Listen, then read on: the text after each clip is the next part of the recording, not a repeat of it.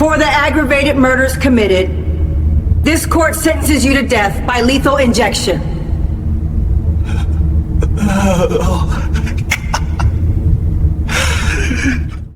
The gunshots came during the opening hymn. On November 12, 2023, at exactly 10:17 a.m., 28-year-old Gideon Collins opened fire inside Grace Community Church in Portland, Oregon, killing 8-year-old Alara Whitmore and her 6-year-old brother Thaddeus in cold blood. The children collapsed in the third row as their mother Serafina watched in horror, their blood pooling on the sanctuary floor, while Collins calmly walked out the door. What investigators would discover in the weeks that followed would reveal a conspiracy so twisted, a motive so depraved, that even seasoned detectives would struggle to comprehend the depths of evil that had invaded a house of worship on that Sunday morning. If you're watching this, please subscribe to stay updated on cases like this one, and let us know in the comments where you're watching from. Now, let's continue with what happened next in this devastating tragedy. The first shot shattered the sanctity at exactly 10:17 a.m., the crack of gunfire so foreign to the space that several congregants later reported thinking a hymnal had fallen from the balcony. Alara Whitmore crumpled instantly, the bullet entering her chest and severing her aorta before she could process the sound that preceded her death. Thaddeus turned toward his sister's falling body, his mouth opening in a scream that never fully formed before the second shot struck him in the back of the head, his small frame collapsing across his mother's lap as blood began to pool on the century-old floorboards. The sanctuary erupted into pandemonium as the young man in the back, 28-year-old Gideon Collins, lowered his weapon and walked calmly toward the exit, stepping over the purses and Bibles that had clattered to the floor in the stampede toward the side doors. Serafina Whitmore's screams were the sound of a mother's soul tearing in half, a primal wail that carried through the church's open doors and into the crisp Portland morning, where early arrivals for the noon service stood frozen on the sidewalk. Her husband, Cormac, crawled across shattered glass from a blown-out window, his hands pressing against wounds that were already beyond any earthly intervention, his voice hoarse as he begged his children to stay with him, to hold on, to not leave. The youth minister, Reverend Michael Chen, had thrown himself over 3 children in the front row, his body a shield that left him with powder burns and ringing ears, but saved the lives of the kids beneath him. Within 90 seconds of the first shot, Collins had vanished into the tree-lined streets of Portland's Alameda neighborhood, leaving behind a scene of unfathomable horror and 2 small bodies that would anchor a community's grief for years to come. The first Portland Police Bureau units arrived at 10:21 a.m., their sirens adding to the cacophony of car alarms triggered by the gunshots and the wailing of survivors who had made it outside. Officer Sarah Brennan was first through the doors, her service weapon drawn, her training overriding the visceral shock of seeing blood splattered across a painting of Jesus blessing children that hung near the altar. She immediately began triaging the wounded, a woman with a broken ankle from the stampede, an elderly man in shock, a teenager with glass embedded in his shoulder, while her partner, Officer Tim Rodriguez, secured the scene and confirmed what everyone already knew. The shooter was gone. Detective Marcus Kelly, a 15-year veteran of the PPB who had been grabbing coffee 3 blocks away when the call came through, arrived at 10:24 a.m. and took one look at the Whitmore children before stepping outside to vomit behind a rhododendron bush. He had worked homicides, gang shootings, and domestic violence calls that ended in bloodshed, but nothing had prepared him for the sight of 2 children murdered in a house of God, their parents cradling their bodies and keening with a grief that seemed to make the very air vibrate with anguish. Kelly forced himself back inside, his hands steady despite the nausea still churning in his gut, and began the methodical work of turning a crime scene into a prosecutable case. He ordered the church sealed, called for the medical examiner and the crime scene investigation unit and began the agonizing process of separating witnesses for individual interviews before their memories could contaminate each other. Reverend Chen, still shaking, provided the first coherent account. A young white male, late 20s, brown hair, wearing a dark jacket and jeans, had entered during the opening hymn and sat in the back corner. The Reverend remembered noticing him because the man's lips were moving, but no sound came out, as if he were praying in a language only he could hear. When the shooting started, Chen had seen the man's face for just a moment, blank, almost serene, like someone completing a task on a grocery list before chaos consumed the sanctuary and the shooter disappeared. The crime scene investigation unit arrived at 10:47 a.m., led by forensic specialist Dr. Yolanda Grant, who had processed crime scenes from the Columbia River to the California border, but had never worked a case quite like this. She photographed the blood spatter patterns, the positions of the bodies before they were moved by paramedics, the scattered hymnals and children's drawings that had fluttered to the floor like autumn leaves. 2 spent shell casings were immediately visible, one near the back pew where the shooter had stood, another in the center aisle, where he must have fired the second shot. Dr. Grant bagged them carefully, noting their unusual appearance. Hand-loaded rounds with what appeared to be non-standard primer caps, a detail that would prove crucial in the hours to come. As she worked her way through the sanctuary, her gloved hands lifting and cataloging evidence with mechanical precision, she discovered a third casing wedged beneath the hymnal rack on the back pew, partially hidden by a church bulletin. This one bore something the others did not, a partial fingerprint, visible even to the naked eye, pressed into the brass where someone had gripped it with unusual force. Detective Kelly stood in the church parking lot at noon, watching the medical examiner's van pull away with 2 child-sized body bags, and felt the weight of the case settle onto his shoulders like a physical burden. The Whitmores had been sedated and taken to Providence Portland Medical Center, where Cormac remained in the waiting room in a catatonic state, and Serafina had to be restrained when she tried to follow her children's bodies to the morgue. Witnesses were still being interviewed in the church basement, their accounts varying in detail but consistent in the core facts. A young man, white, late 20s, had entered during the service and murdered 2 children in cold blood before walking out as calmly as he had entered. The lack of any apparent connection between the shooter and the victims suggested a hate crime, a random act of violence against a progressive church known for its LGBTQ-affirming ministry and social justice advocacy. But Kelly had been a detective long enough to know that nothing about murder was ever truly random, and as he looked at the Gothic spire of Grace Community Church rising against the gray Portland sky, he knew this case would demand every ounce of skill and determination he possessed.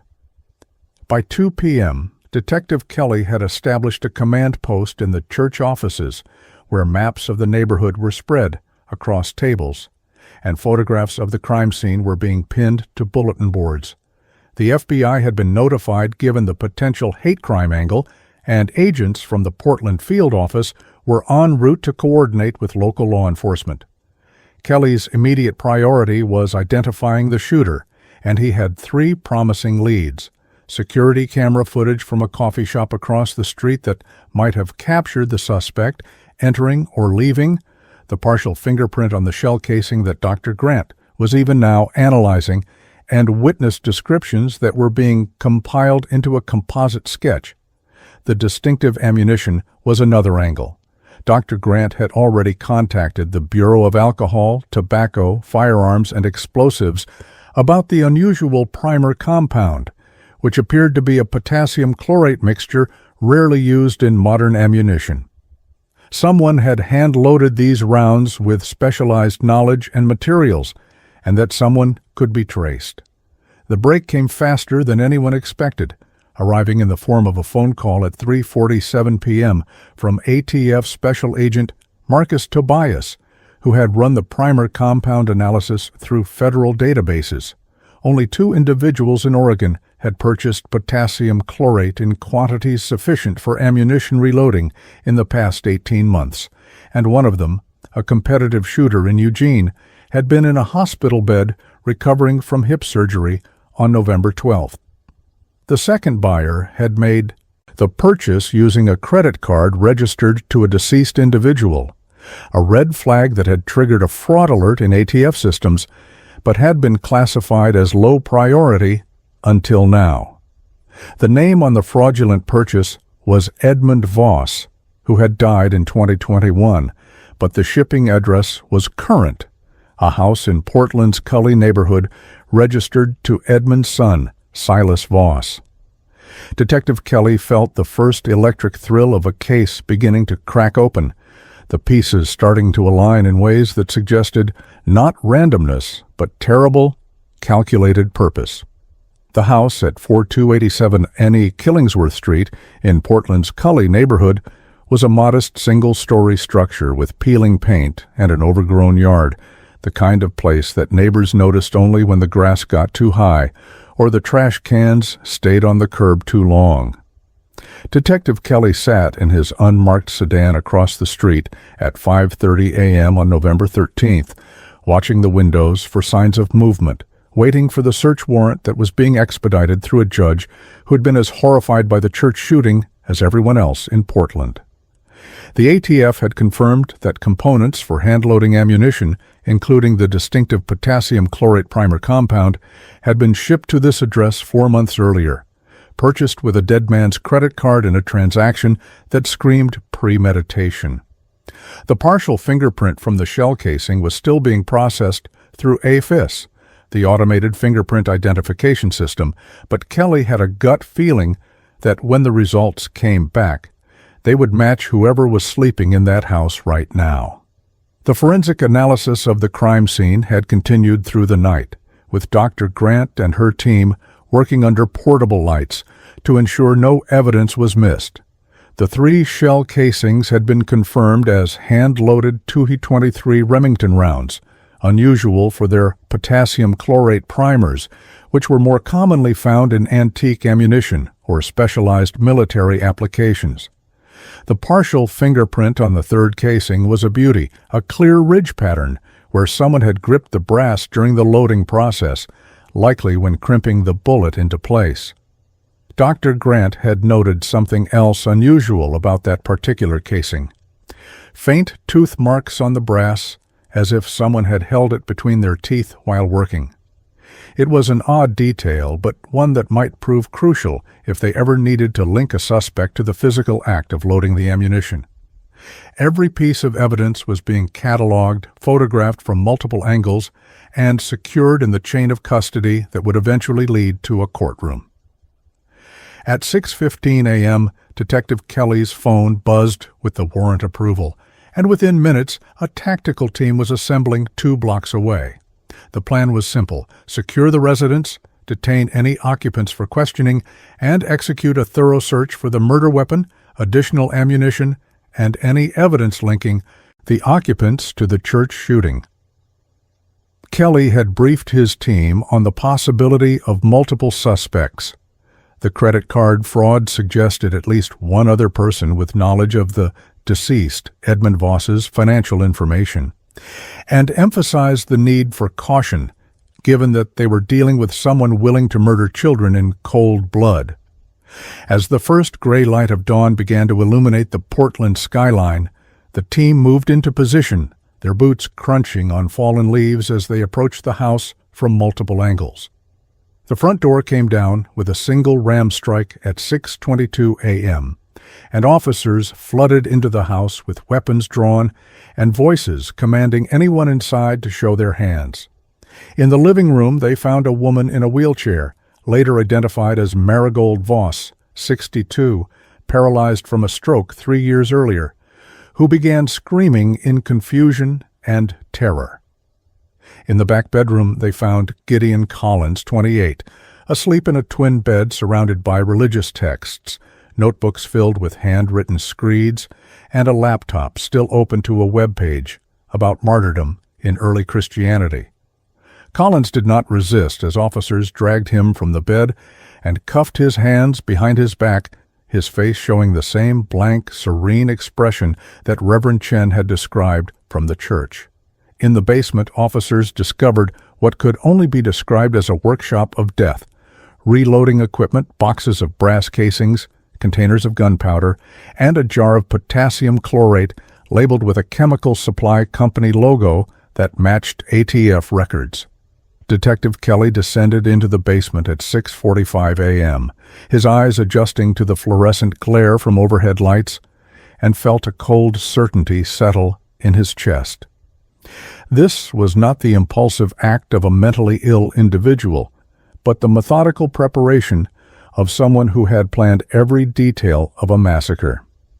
The reloading bench was organized with almost obsessive precision, each tool hung in its designated spot, each container labeled and dated.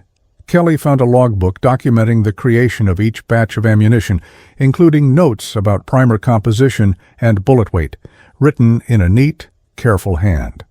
On November 10th, just 2 days before the shooting, someone had loaded 3 rounds using the potassium chlorate primers and noted them in the log with a single word: cleansing. The handwriting would need to be analyzed, but Kelly was willing to bet it would match samples taken from Gideon Collins. The search of Collins's bedroom yielded the manifesto that would become the cornerstone of the prosecution's case, a 47-page document titled "The Innocent Must Burn First," that laid out a theological justification for murdering children before they could be corrupted by the false doctrines of progressive Christianity. The manifesto was a disturbing blend of biblical quotations taken wildly out of context, pseudo-philosophical ramblings about the nature of innocence and salvation, and specific references to Grace Community Church and its youth ministers' advocacy for LGBTQ inclusion. Collins had written about the need for a blood sacrifice to awaken the faithful, arguing that killing children would force their parents and the broader community to reckon with the consequences of abandoning traditional Christian values. The manifesto included hand-drawn diagrams of Grace Community Church's interior, including the location of exits and the sight lines from various pews. This was not a random act of violence, but a targeted terrorist attack against a specific congregation, planned with chilling deliberation over a period of months. At 7:30 a.m., Detective Kelly sat across from Gideon Collins in an interview room at the Portland Police Bureau's Central Precinct. The suspect's hands still cuffed and resting on a metal table, Collins had waived his right to an attorney, a decision that Kelly suspected he would later regret, and seemed almost eager to talk, his eyes bright with a fervor that made Kelly's skin crawl. When asked about the church shooting, Collins did not deny his involvement, but instead launched into a rambling explanation about divine mission and the necessity of sacrifice. He spoke about Alara and Thaddeus Whitmore not as children he had murdered, but as souls delivered to God before Satan could claim them, his voice calm and measured, as if discussing a successful business transaction. Kelly let him talk, the recorder capturing every word. Knowing that this confession would eliminate any possibility of an insanity defense, Collins was clearly delusional, but he was equally clearly aware that what he had done was illegal and would be viewed by society as murder. The fingerprint results came back at 9:15 a.m., and they were a perfect match to Gideon Collins, connecting him definitively to the shell casing found beneath the hymnal rack at Grace Community Church. The match was based on 14 points of comparison, well above the threshold needed for courtroom admissibility, and the unique tooth marks on the brass aligned with dental records that would be subpoenaed in the coming days. Kelly had also sent officers to track down Collins's former roommate, a graduate student named Aaron Pritchard, who had lived with Collins for 6 months before moving out, due to what he called increasingly disturbing behavior. Pritchard would later testify that Collins had a habit of holding bullets between his teeth while crimping them into casings, a technique he claimed gave him better control over the process. It was a small detail, but it was the kind of detail that turned circumstantial evidence into an unbreakable chain. By noon on November 13th, the investigation had expanded to include a deep dive into Collins's background, revealing a trajectory from seminary student to expelled extremist to domestic terrorist. Collins had been accepted to Mount Angel Seminary in 2019, a prestigious Catholic institution in Oregon, where he initially excelled in theological studies. However, his professors had become increasingly concerned about his rigid interpretation of Scripture and his confrontational attitude toward fellow students who expressed more progressive views. In early 2022, Collins submitted a paper arguing that the Catholic Church had been infiltrated by agents of Satan promoting LGBTQ inclusion and women's ordination, and that violent resistance was not only justified but required by true believers. The seminary had expelled him in March 2022, and Collins had responded by writing the first draft of his manifesto, expanding it over the following 18 months into the document that would serve as his confession and his condemnation. The role of Collins's father, Silas Voss, began to emerge as detectives interviewed Marigold Voss and searched through family documents. Silas was a 58-year-old former military contractor who had spent the 1990s working in conflict zones and had returned to the United States with what appeared to be untreated PTSD and a radicalized worldview. Marigold, speaking haltingly from her wheelchair, described decades of psychological abuse in which Silas had subjected Gideon to a twisted form of religious education, framing violence as holy warfare, and teaching the boy that true Christians must be willing to kill in defense of their faith. Silas had been absent from the house during the raid, and his current whereabouts were unknown, but a review of the family's financial records showed that he had purchased a Ruger AR-556 rifle, the same model used in the church shooting, from a licensed dealer in Gresham, Oregon 6 months earlier. The purchase was legal at the time, but it raised the disturbing possibility that Silas had not only radicalized his son, but had also provided him with the means to commit mass murder. Detective Kelly requested an all-points bulletin for Silas Voss at 2 p.m., describing him as a person of interest in the church shooting investigation and potentially armed and dangerous. The investigation was no longer just about one disturbed individual, but about a conspiracy between father and son, a multi-generational commitment to violence in the name of religious purity. As Kelly reviewed the evidence spread across his desk, the manifesto, the fingerprint match, the confession, the ammunition components, he knew the case against Gideon Collins was solid enough to secure a conviction. But the full story was still emerging, and something in his gut told him that the horrors of November 12th were only the beginning of a deeper, darker truth that would shake the Portland community to its core when it finally came to light. The ATF analysis of the ammunition components found in the Voss basement provided a timeline of premeditation that stretched back 5 months before the church shooting. Special Agent Marcus Tobias had traced the potassium chlorate purchase to a specialty chemical supplier in Idaho that catered primarily to mining operations and required customers to provide detailed information about intended use.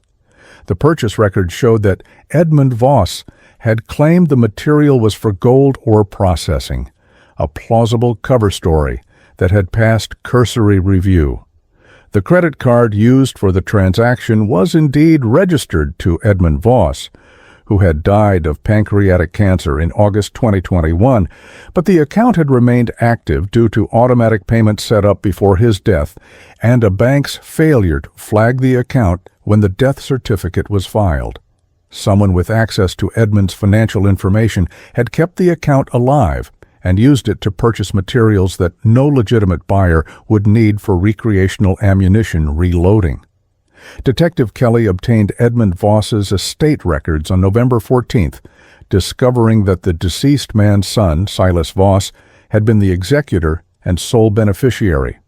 Silas had legal access to all of Edmund's financial accounts and could have easily maintained the credit card without raising immediate red flags.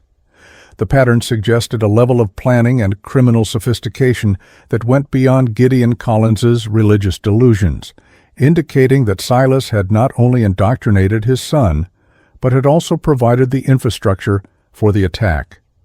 Bank records showed that Silas had made cash withdrawals totaling $3,200 in the 3 weeks before the shooting, amounts that could not be accounted for in normal household expenses and suggested payment for something or someone off the books. Kelly requested subpoenas for Silas's cell phone records, hoping to establish his movements and contacts in the days surrounding November 12th. The forensic examination of Gideon Collins's laptop yielded a treasure trove of evidence that painted a picture of obsessive planning and ideological radicalization. Collins had visited the Grace Community Church website 47 times in the 6 months before the shooting, downloading the Sunday service schedule, staff directory, and photographs of the sanctuary. He had created detailed notes about the church's layout, including the positions of security cameras, which in a cruel irony had malfunctioned 2 weeks before the attack and had not yet been repaired. Collins had also engaged in extensive online research about ammunition ballistics, researching which calibers and bullet types would be most effective for his purposes. Browser history showed visits to extremist Christian forums where users discussed the concept of redemptive violence and shared manifestos from other attackers who had targeted religious institutions they deemed heretical. Perhaps most chilling was the discovery of a video file dated November 11, 2023, the day before the shooting, in which Gideon Collins recorded what he clearly intended as a posthumous message to the world. In the 22-minute video, Collins sat in his bedroom, wearing the same dark jacket he would wear the next day, explaining his actions in the calm, rational tone of someone outlining a business plan. He spoke about his expulsion from Mount Angel Seminary as a turning point, describing it as the moment he realized the institutional church had been corrupted beyond redemption. He identified Grace Community Church specifically because of its youth ministers' advocacy for LGBTQ inclusion, which Collins viewed as the ultimate perversion of Christian doctrine. And he explained his decision to target children with a twisted logic that made Kelly's blood run cold. By killing Alara and Thaddeus Whitmore before they could be fully indoctrinated into their parents' progressive beliefs, he was saving their souls and sending them to heaven as innocents. The video ended with Collins quoting scripture about Abraham's willingness to sacrifice Isaac, suggesting that he saw himself as a similar instrument of God's will. The video also contained a detail that would prove crucial in later proceedings. Collins thanked his father for showing me the path of righteous warfare and giving me the tools to complete God's mission. The statement was vague enough to provide plausible deniability for Silas, but combined with the gun purchase records and the credit card fraud, it painted a picture of active conspiracy. Detective Kelly knew that proving Silas's direct involvement would require more than circumstantial evidence, but he also knew that the pieces were falling into place. The cell phone records came back on November 16th, showing that Silas's phone had pinged off a tower near Grace Community Church at 10:05 a.m. on November 12th, just 12 minutes before the shooting.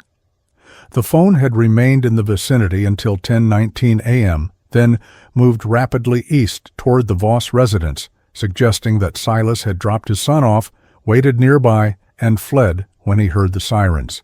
On November 17th, a witness came forward who would crack the case wide open. Margaret Thorne, a 67-year-old parishioner at Grace Community Church, had been running late on November 12th and was rushing across the parking lot when she noticed a man sitting in an older model Ford truck with the engine running. She had thought it odd at the time, but had been too focused on getting inside before the service started to pay close attention. Now, seeing news coverage that included a photograph of Silas Voss, she realized with shocking clarity that the man in the truck had been the suspect's father. Margaret provided a detailed description of the vehicle, a dark blue Ford F-150 with a dented rear fender, and recalled that the man had been staring at the church entrance with an intensity that had briefly made her uneasy. DMV records confirmed that Silas Voss owned a 2006 Ford F-150 matching that description, and when officers located the vehicle at a storage unit rented under an alias, they found it exactly as Margaret had described, complete with the dented fender. The truck became a goldmine of evidence when crime scene technicians processed it on November 18th. Fibers in the passenger seat matched the fabric of the jacket Gideon Collins had worn during the shooting, and a partial boot print in the floor mat matched boots seized from Collins's bedroom. More significantly, investigators found a single spent .223 shell casing under the passenger seat, identical in every respect to the rounds used in the church shooting. The casing bore no fingerprints, but its presence in Silas's vehicle established beyond doubt that he had knowledge of and access to the murder weapon and ammunition. The accumulating evidence painted a picture not of a lone wolf terrorist, but of a father-son conspiracy, with Silas serving as the logistical support and ideological architect, while Gideon carried out the actual attack. Detective Kelly obtained an arrest warrant for Silas Voss on November 19th, charging him with conspiracy to commit murder, accessory to murder, and weapons violations. The manhunt intensified, with federal marshals joining the search, and Silas's photograph distributed to law enforcement agencies across the Pacific Northwest. Kelly suspected that Silas had gone to ground immediately after the shooting, possibly with the help of like-minded extremists in the survivalist community. Financial records showed no credit card activity since November 12th, and his cell phone had been powered off since that same day, suggesting someone with enough tactical knowledge to avoid electronic tracking. The search would continue for weeks, but Kelly was confident that Silas would eventually be found. Men like him could not resist the urge to justify their actions, and that need for validation would ultimately lead to his capture. While the manhunt for Silas continued, the prosecution team led by Multnomah County Deputy District Attorney Diana Silva began building the case against Gideon Collins. Silva, a 42-year-old prosecutor with a reputation for thorough preparation and courtroom tenacity, reviewed the evidence with the meticulous attention that would characterize her entire approach to the trial. The fingerprint match, the confession video, the manifesto, the witness testimony, and the ammunition trace all formed an interlocking web that left no reasonable doubt about Collins's guilt. Silva's challenge would not be proving that Collins committed the murders, he had essentially confessed, but rather convincing a jury that he deserved the ultimate punishment despite his obvious mental disturbance. The death penalty was legally available in Oregon only for aggravated murder, and the fact that Collins had targeted children in a house of worship clearly met that threshold. Silva also had to consider the coming revelation about Silas's role, knowing that when the father was eventually captured and his involvement fully exposed, it could complicate the narrative but also strengthen the case for premeditation. A defendant who acted alone in a moment of religious psychosis might generate some sympathy. A defendant who conspired with his father over months of careful planning was harder to excuse. Silva began reaching out to the Whitmore family through victim advocates, preparing them for the long ordeal of a capital murder trial and the possibility that the full truth about their children's deaths would be even more devastating than they could imagine.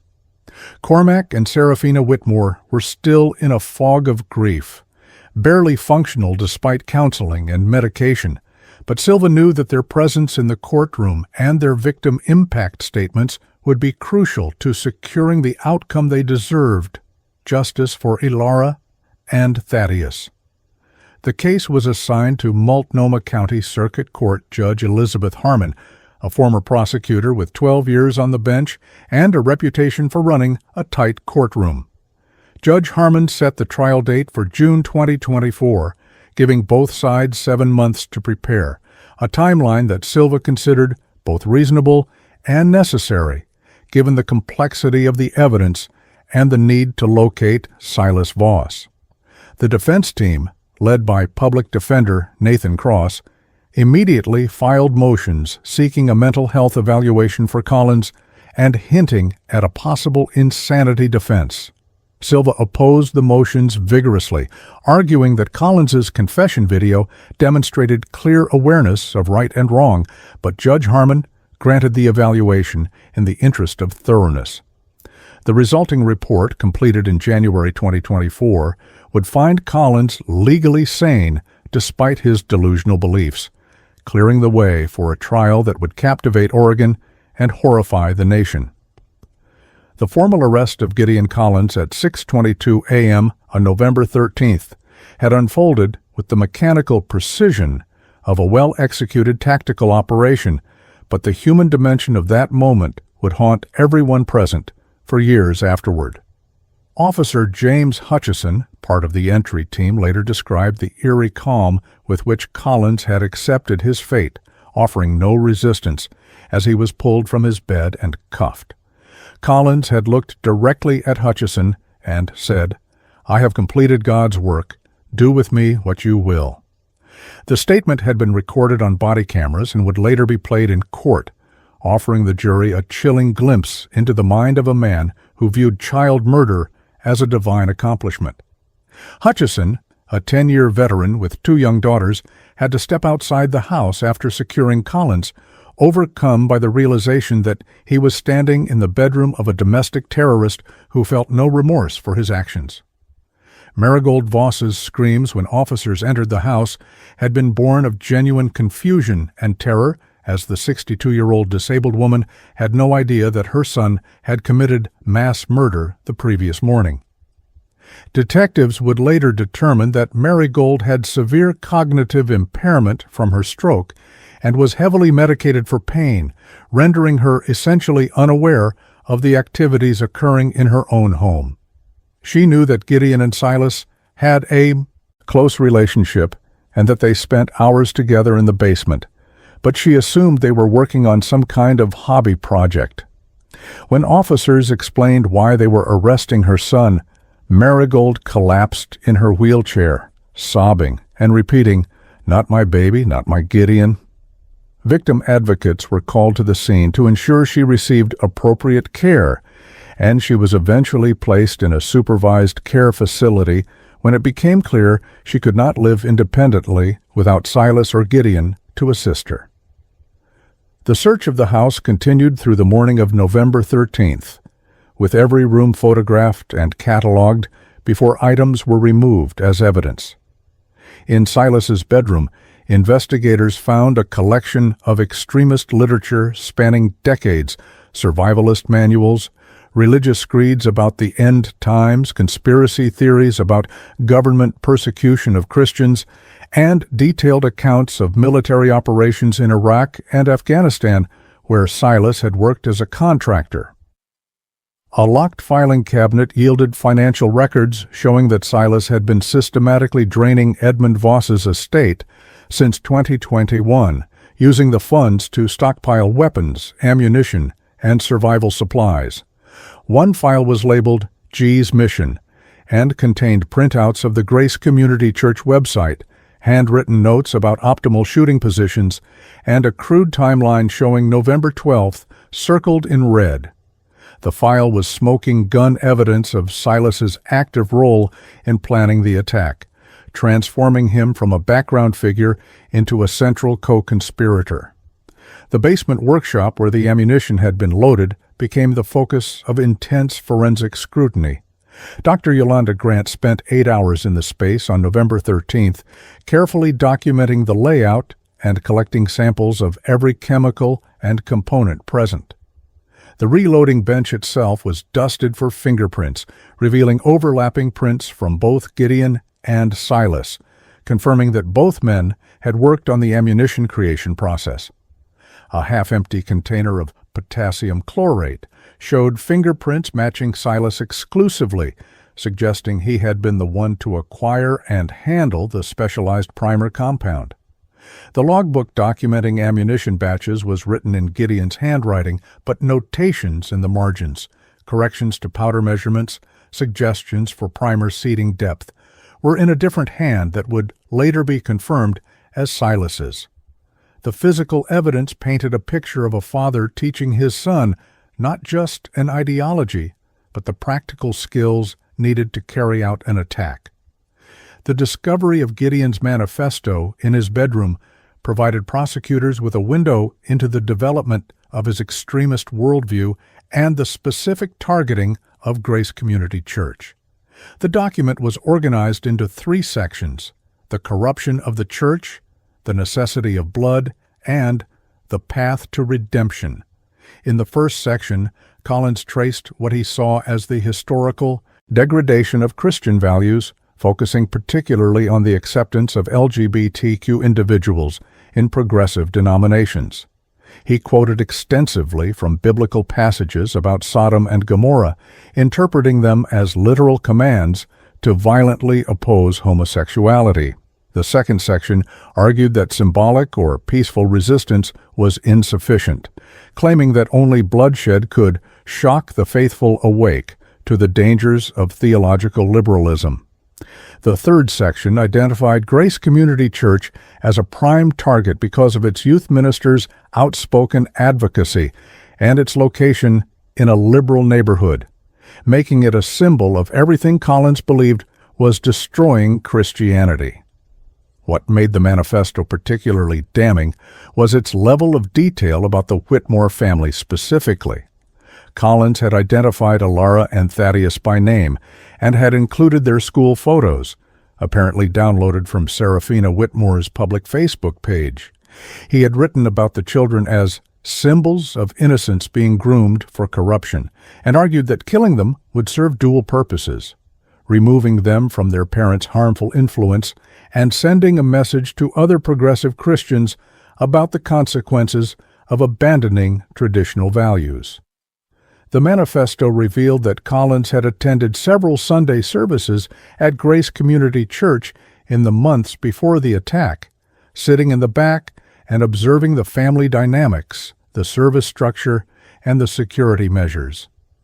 He had noted the lack of armed security and the casual atmosphere that allowed strangers to enter and sit anywhere without question, vulnerabilities he would exploit on November 12th.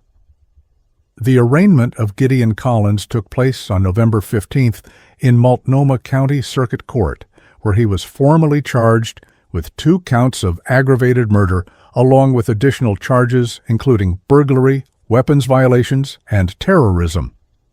Collins appeared in court wearing an orange jumpsuit, his expression blank, his eyes fixed on a point somewhere above Judge Harmon's head. When asked how he pleaded, Collins responded, "I am guilty of following God's commands, but innocent of murder, for I have saved 2 souls from damnation." Judge Harmon entered a plea of not guilty on his behalf, a standard procedure when a defendant refuses to enter a proper plea, and ordered Collins held without bail pending trial. The courtroom was packed with media and members of the Grace Community Church congregation, many of whom wept openly as Collins spoke, while Cormac and Serafina Whitmore sat in the front row, their faces masks of anguish and rage. During the arraignment, Prosecutor Diana Silva provided a brief overview of the evidence against Collins, including the fingerprint match, the confession video, and the manifesto. She announced that the state would be seeking the death penalty, a decision that sparked immediate debate in Oregon's legal community, given the state's complicated history. With capital punishment, Oregon had not executed anyone since 1997, and current Governor Tina Kotek had placed a moratorium on executions. But Silva argued that the aggravating factors in this case, the deliberate targeting of children in a place of worship, made it one of the rare instances where death was the only appropriate sentence.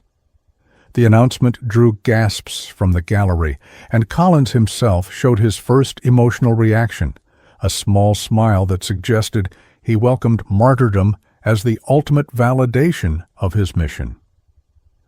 The search for Silas Voss intensified after the arraignment, with federal marshals following leads across Oregon, Washington, and Idaho. Investigators had learned that Silas had connections to survivalist communities in rural areas, groups that shared his apocalyptic worldview and his distrust of government authority. On November 22nd, a tip led marshals to a compound near John Day, Oregon, where Silas was believed to be hiding with sympathizers. The raid on the compound resulted in a tense standoff that lasted 6 hours before Silas finally surrendered, shouting biblical verses about persecution and martyrdom as he was taken into custody. He was transported to Portland and charged as a co-conspirator in the church shooting, with additional charges of evidence tampering and fraud related to the credit card scheme. His capture completed the picture of a multi-generational conspiracy and set the stage for revelations that would shock even seasoned investigators. When detectives interviewed Silas Voss on November 23rd, he initially refused to answer questions, invoking his Fifth Amendment right against self-incrimination. But as the interview progressed and detectives laid out the evidence against him, the gun purchase, the truck, the presence near the church, the ammunition components, the financial records, Silas's facade of stoic resistance began to crack. He eventually admitted that he had driven Gideon to Grace Community Church on November 12th, claiming he believed his son was going to distribute religious pamphlets and stage a peaceful protest. The lie was transparent and contradicted by the truck evidence and the planning documents found in his bedroom, but it represented Silas's attempt to distance himself from direct knowledge of the murders. Detectives pressed harder, confronting him with the G's mission file and his own handwriting in the ammunition logbook, and Silas finally admitted he had known Gideon planned an action, but claimed he had tried to talk him out of violence. The claim that Silas had tried to dissuade Gideon was contradicted by virtually every piece of evidence in the case, from the decades of radicalization to the practical support in acquiring weapons and ammunition.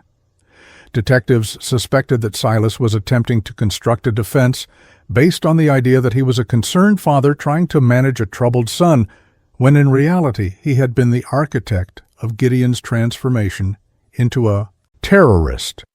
The interview ended with Silas being formally charged and returned to custody, and Detective Kelly left the interrogation room with the grim satisfaction of knowing that both men responsible for the November 12th attack were now behind bars.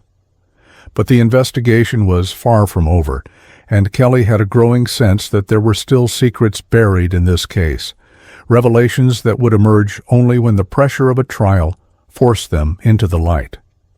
Prosecutor Diana Silva sat in her office on a rainy December morning in Portland, surrounded by file boxes containing the evidence against Gideon Collins and Silas Voss, and contemplated the monumental task ahead.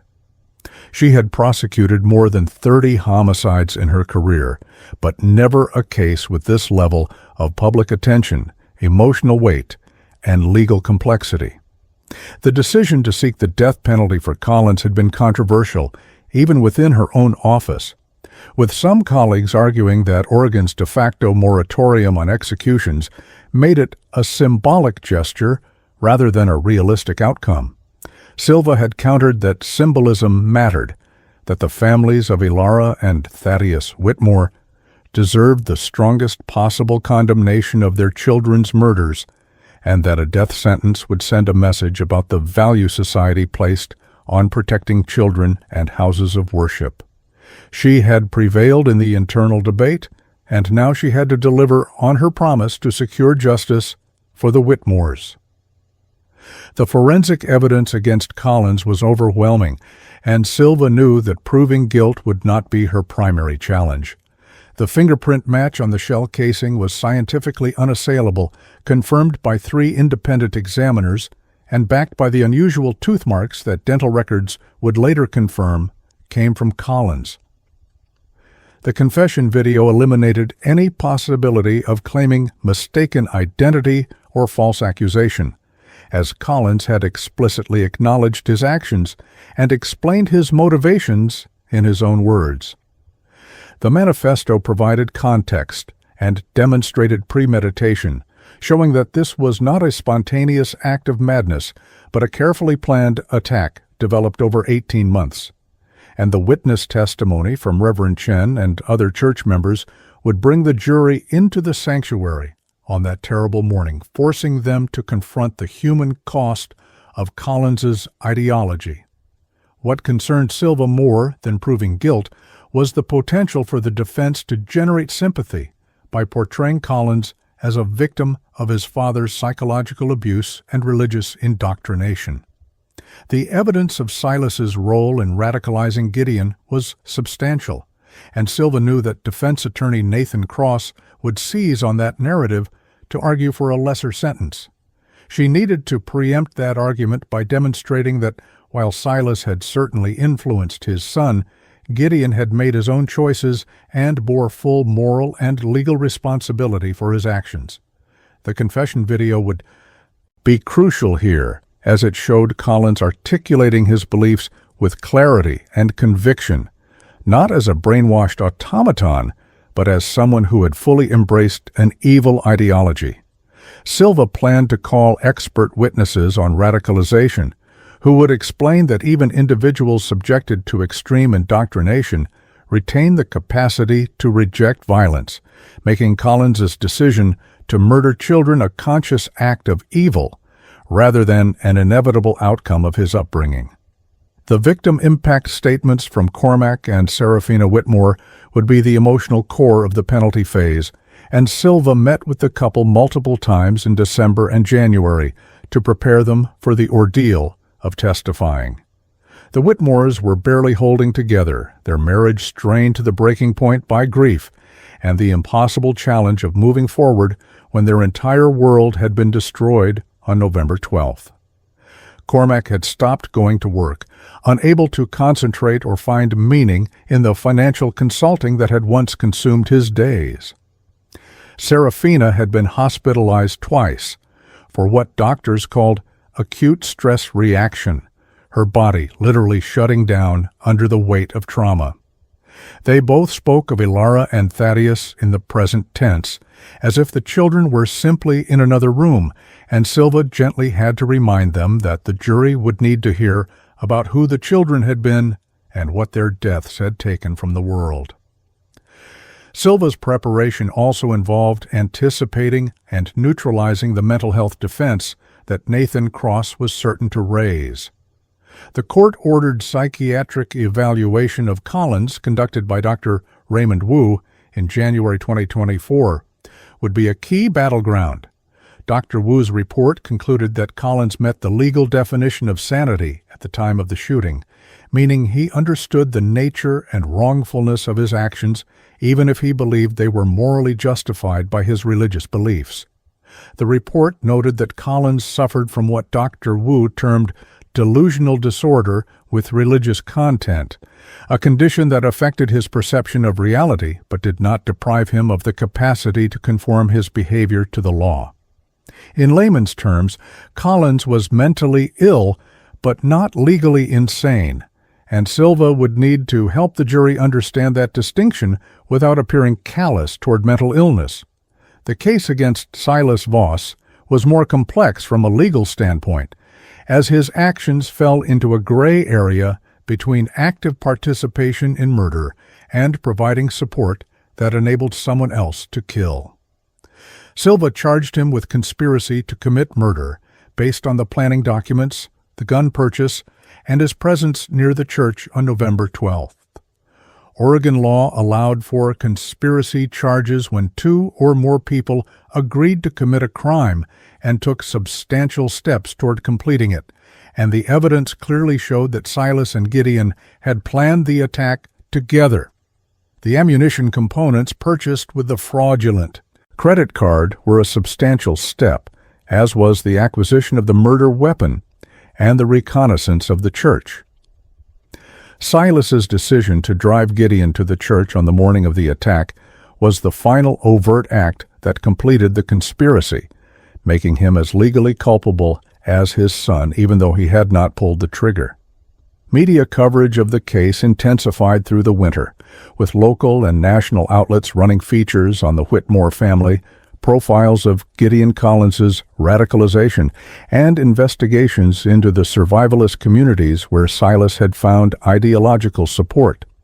Grace Community Church became a pilgrimage site for those seeking to understand how such horror could occur in a house of worship, and Reverend Chen gave dozens of interviews in which he struggled to reconcile his faith with the violence that had shattered his congregation.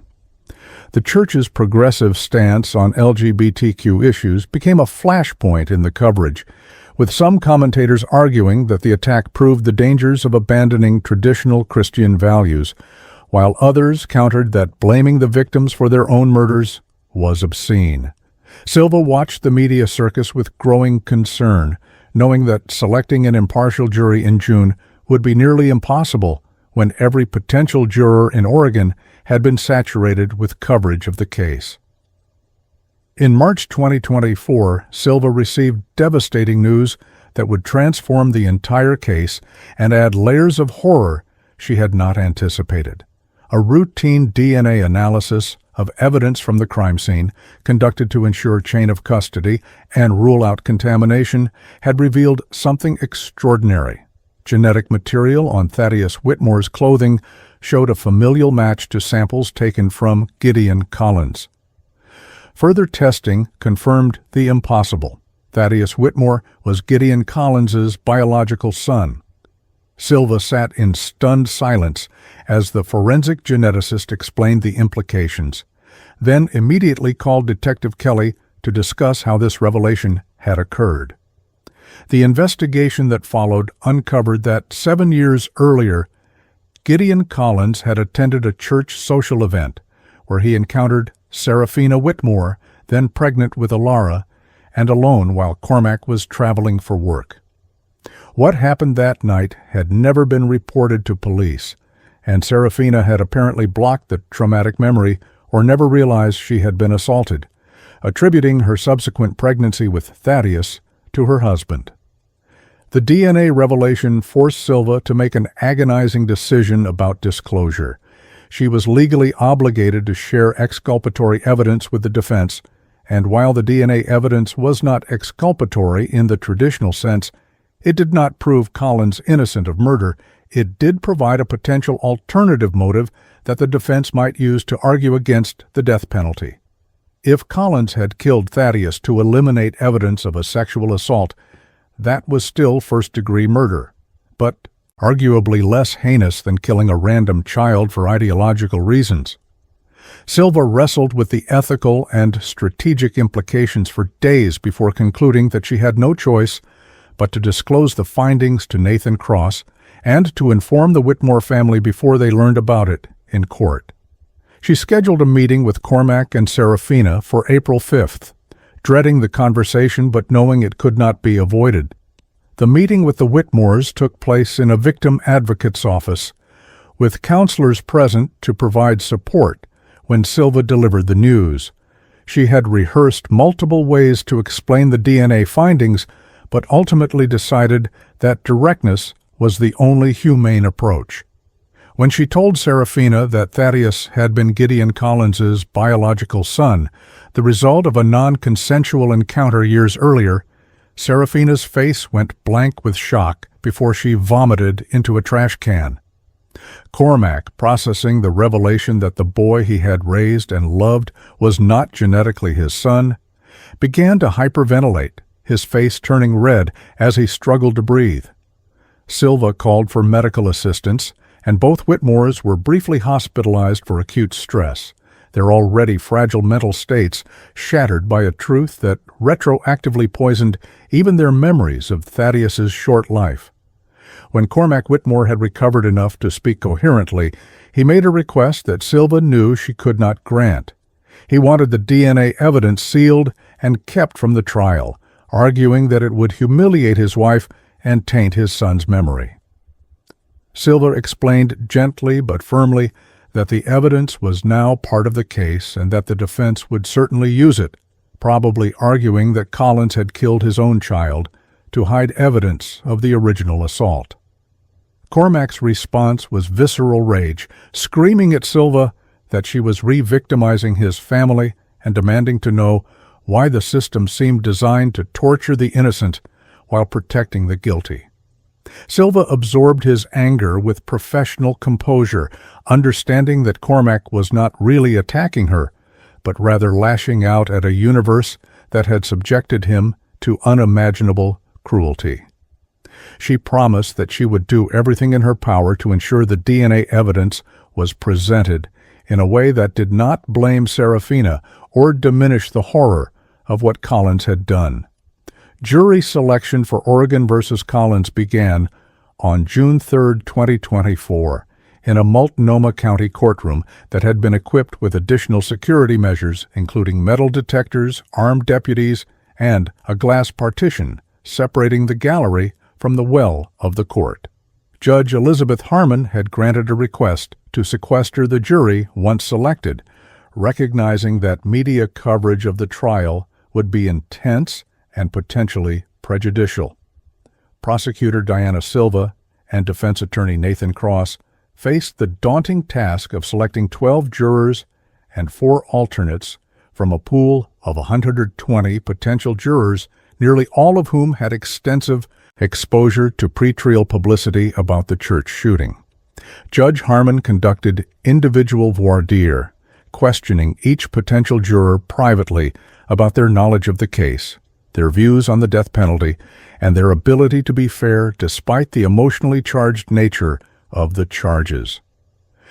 The prosecution sought jurors who could impose the death penalty despite any personal reservations, focusing on individuals who understood that the law provided for capital punishment in cases involving the murder of children.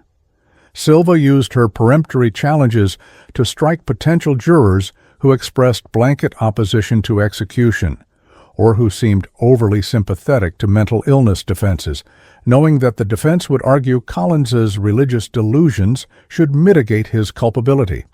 The defense, conversely, sought jurors who could consider mercy even in the face of horrific crimes, individuals who believed in rehabilitation or who had personal experience with mental illness. Cross used his challenges to eliminate potential jurors who had lost children or who belonged to churches targeted by violence, recognizing that such individuals would struggle to remain impartial when faced with evidence about the murder of Elara and Thaddeus Whitmore. After 4 days of voir dire, both sides had exhausted their challenges and a jury was seated, 7 women and 5 men, ranging in age from 24 to 68, representing a cross-section of Portland's diverse population.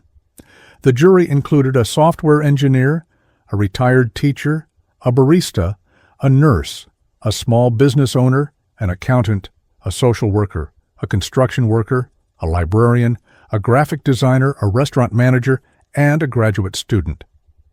Judge Harmon administered the oath on June 7th, and the jurors were informed they would be sequestered in a hotel for the duration of the trial, prohibited from watching news coverage or discussing the case with anyone outside the jury room. The weight of their responsibility was visible in their faces as they took their seats in the jury box, knowing they would decide whether Gideon Collins lived or died. Opening statements began on June 10th, with Prosecutor Silva standing before the jury and describing the events of November 12, 2023, in stark, unflinching detail. She walked the jury through the Sunday morning service, the hymns and prayers, the innocent children gathered in the sanctuary of Grace Community Church in Portland, Oregon. She described the moment when Gideon Collins stood and raised his weapon, the terror that erupted as congregants realized what was happening, and the final moments of Alara and Thaddeus Whitmore's lives. Silva showed the jury photographs of the children, Alara's gap-toothed smile, Thaddeus's mop of dark curls, and asked them to remember these were not abstractions, but real children with futures that were stolen. She outlined the evidence that would prove Collins's guilt beyond any doubt: the fingerprint, the confession video, the Kaiser manifesto, and the eyewitness testimony. And she concluded by telling the jury that their duty was to hold Collins accountable for a crime so heinous that only the ultimate punishment could serve justice. Defense attorney Nathan Cross approached his opening statement with a different strategy, acknowledging from the outset that Gideon Collins had killed Alara and Thaddeus Whitmore, but arguing that the question before the jury was not guilt, but the degree of moral culpability. Cross described Collins's childhood under Silas Voss's abusive indoctrination, painting a picture of a young man who had been psychologically tortured and molded into a weapon by a father who was the true architect of the November 12th attack. He spoke about the manifesto not as evidence of Collins's evil, but as a window into a profoundly disturbed mind that had been warped by years of religious extremism. Cross acknowledged that Collins was legally sane, but argued that sanity was not the same as moral responsibility, and that a life sentence without parole would serve justice while recognizing the mitigating factors of abuse and mental illness. He asked the jury to remember that the death penalty should be reserved for the worst of the worst, and that Collins, for all his crimes, was more victim than villain in a tragedy orchestrated by his father. The prosecution's case began with testimony from first responders who had arrived at Grace Community Church on November 12th, their accounts bringing the horror of that morning into the courtroom with visceral immediacy. Officer Sarah Brennan described entering the sanctuary to find blood on the walls, hymnals scattered across the floor, and two small bodies in the third row. Her voice broke as she recounted attempting to check Thaddeus for a pulse, even though it was obvious he was beyond help, her training overriding the human impulse to look away from such unbearable tragedy. Officer Tim Rodriguez testified about securing the scene and collecting initial witness statements, describing the chaos of congregants who had fled outside and were calling loved ones, crying, praying, and screaming questions that had no answers. The jury sat in rapt attention, several members visibly emotional, as the first responders' testimony transformed the clinical facts of the case into a human nightmare. Detective Marcus Kelly took the stand on June 12th, walking the jury through the investigation from the initial crime scene processing to the arrest of Gideon Collins.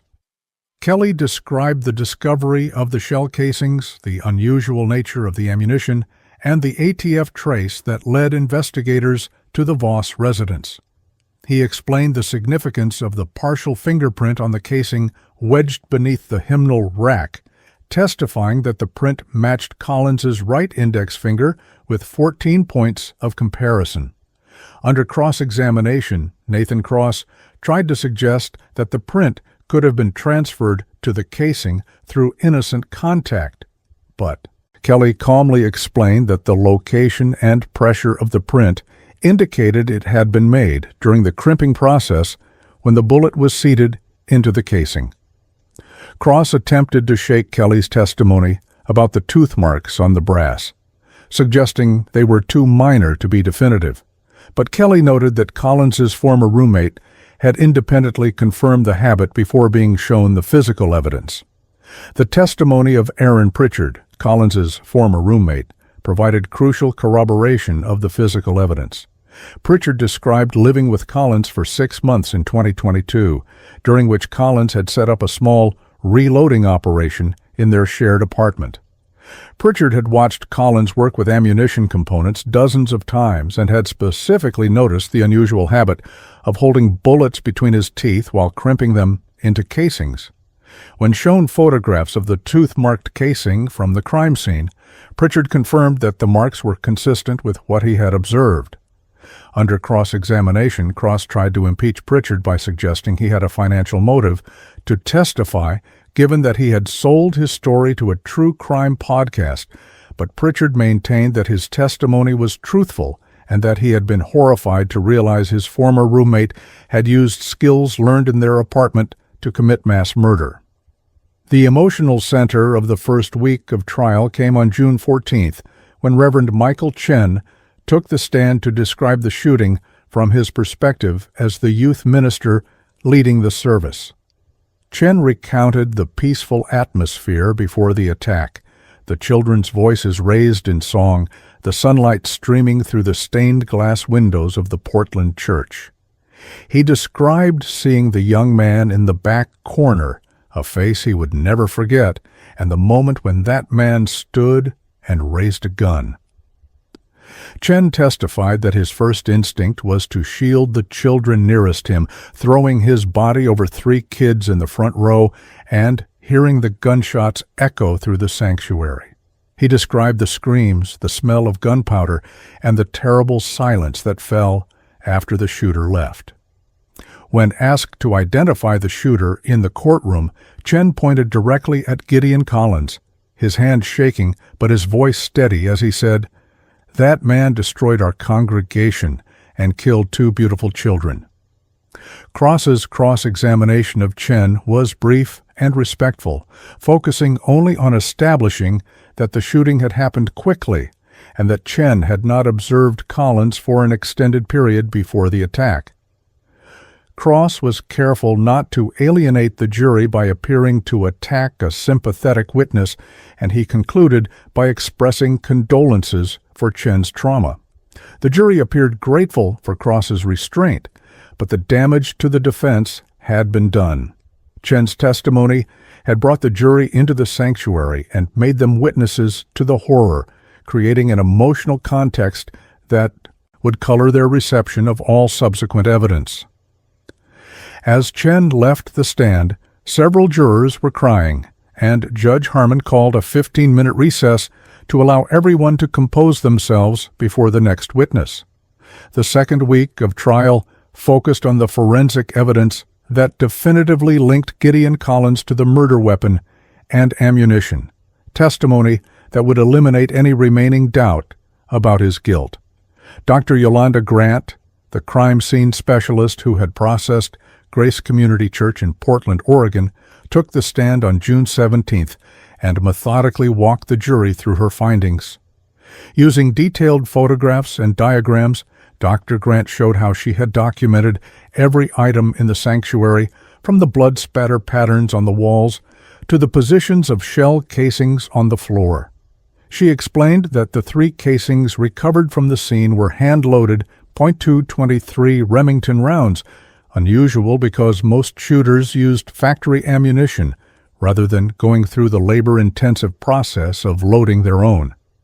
The distinctive potassium chlorate primer compound in these rounds was even more unusual, found almost exclusively in specialized applications or antique ammunition. Dr. Grant's testimony about the partial fingerprint on the 3rd casing was the centerpiece of the forensic case. She displayed enlarged photographs showing the ridge patterns visible on the brass, explaining that the print had been left when someone gripped the casing with considerable force during the loading process.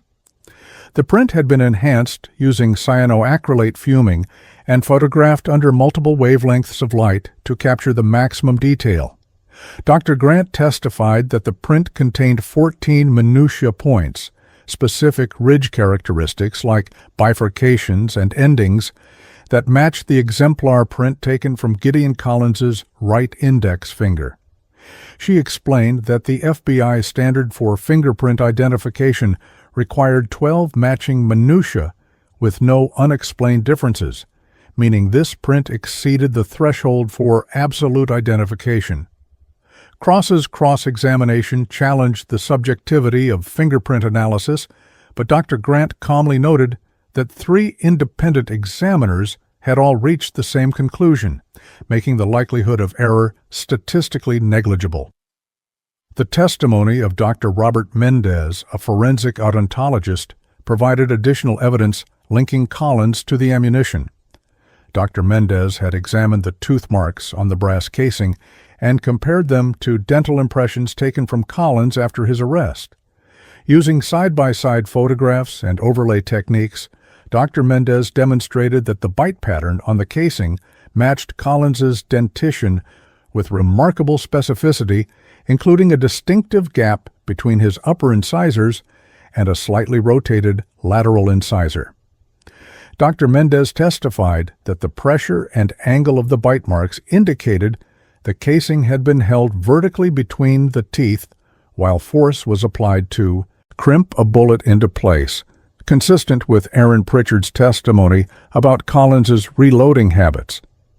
The combination of fingerprint and bite mark evidence created a dual identification that Cross could not effectively challenge, and the jury's body language suggested they were convinced beyond doubt that Collins had created the ammunition used in the attack. ATF Special Agent Marcus Tobias provided the testimony that traced the ammunition components from manufacturer to murderer, explaining the investigative path that had led to Collins' arrest. Agent Tobias described the potassium chlorate database maintained by ATF, which tracked purchases of chemicals that could be used in explosive or incendiary devices. When the primer compound from the Grace Community Church casings was analyzed, it matched a specific batch sold by a chemical supplier in Idaho to only 2 buyers in Oregon. The first buyer, a competitive shooter, had been hospitalized on November 12th and was immediately eliminated as a suspect.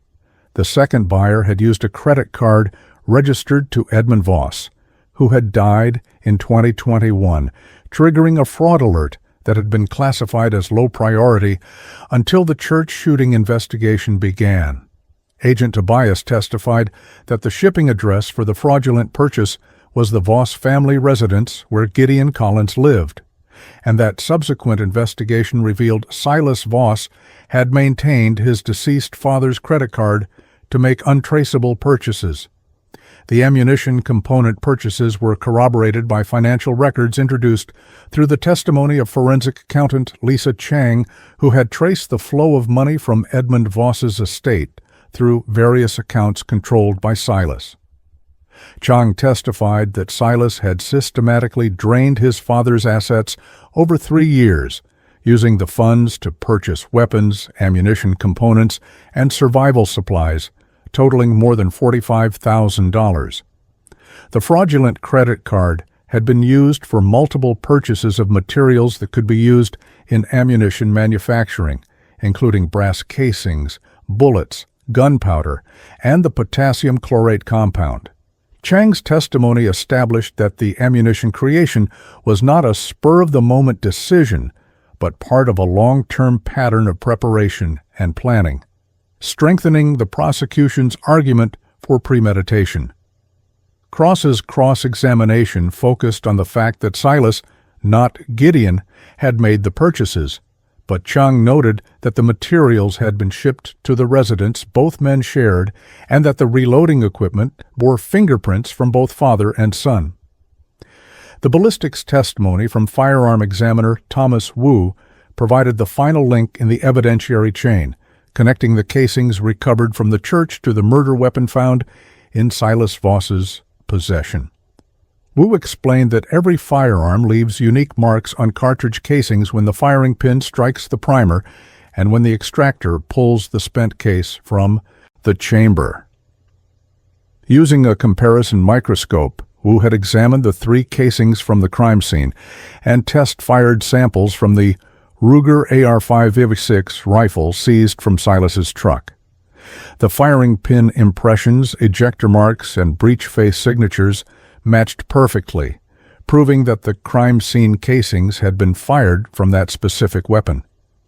Wu testified that the probability of two different firearms producing identical marks was astronomically low, making this a definitive identification. The fact that Silas had purchased the murder weapon 6 months before the shooting and had been present near the church on November 12th completed the picture of a conspiracy between father and son. Cross's defense strategy during the forensic testimony phase was to concede the reliability of the evidence while arguing it proved only that Collins had committed the act, not that he bore full moral responsibility. Cross elicited testimony from Dr. Grant, acknowledging that nothing in the physical evidence addressed Collins's mental state or capacity to appreciate the wrongfulness of his actions. Cross asked Agent Tobias whether the ATF investigation had uncovered any evidence that Collins, rather than Silas, had initiated the plan to attack the church, and Tobias admitted that the financial records and weapon purchase pointed more directly to Silas's involvement in the logistics. These were small victories in the face of overwhelming forensic evidence, but Cross was laying the groundwork for the penalty phase when he would argue that Collins's death sentence should be mitigated by his father's manipulation and his own psychological vulnerabilities. The most dramatic moment of the forensic testimony came when Prosecutor Silva introduced the confession video, a 22-minute recording that the jury watched in complete silence. The courtroom lights were dimmed and the video played on large monitors, showing Gideon Collins sitting in his bedroom on November 11th, explaining his plans for the following day. Collins spoke with chilling calm about his belief that he was carrying out God's will, his conviction that progressive Christianity was leading souls to damnation, and his decision to target Alara and Thaddeus Whitmore specifically because they were young enough to be saved through death. The jury watched Collins quote scripture, describe his reconnaissance of Grace Community Church in Portland, and thank his father for preparing me for this mission. When the video ended and the lights came back up, several jurors were visibly shaken, and one woman in the back row was crying silently. Cross moved to strike the confession video as unduly prejudicial, arguing that it inflamed emotions without providing information beyond what was already established by other evidence. Judge Harmon denied the motion, ruling that the video was highly probative of Collins's state of mind and his consciousness of guilt, and that any prejudicial effect was inherent in the nature of the crime itself. The ruling was a significant defeat for the defense, as the confession video eliminated any possibility of arguing that Collins had not understood what he was doing or had acted on impulse. In the video, Collins demonstrated clear planning, rational thought processes, and full awareness that society would view his actions as criminal. The legal standard for sanity, understanding the nature and wrongfulness of one's acts, had been met on camera, in Collins's own words. The final forensic witness was Dr. Raymond Wu, the psychiatrist who had conducted the court-ordered mental health evaluation of Collins. Dr. Wu testified that Collins suffered from delusional disorder, religious type, a condition characterized by fixed false beliefs that cannot be shaken by contrary evidence. Collins genuinely believed that God had commanded him to kill children and that doing so would trigger a spiritual awakening in the broader Christian community. However, Dr. Wu was emphatic that delusional disorder did not meet the legal standard for insanity under Oregon law, which required that the defendant either not understand the nature of his actions or not know they were wrong. Collins understood perfectly well that he was killing children, and that society considered such actions to be murder. He simply believed that God's law superseded human law. Dr. Wu's testimony was devastating to any potential insanity defense, and Cross's cross-examination could only establish that Collins's delusions were genuine rather than feigned, a point that might generate sympathy in the penalty phase but did nothing to negate guilt. The trial entered its third week on June 24th, and Prosecutor Diana Silva was prepared to reveal the bombshell evidence that would transform the case from a straightforward mass murder into a conspiracy with layers of horror that no one in the courtroom anticipated.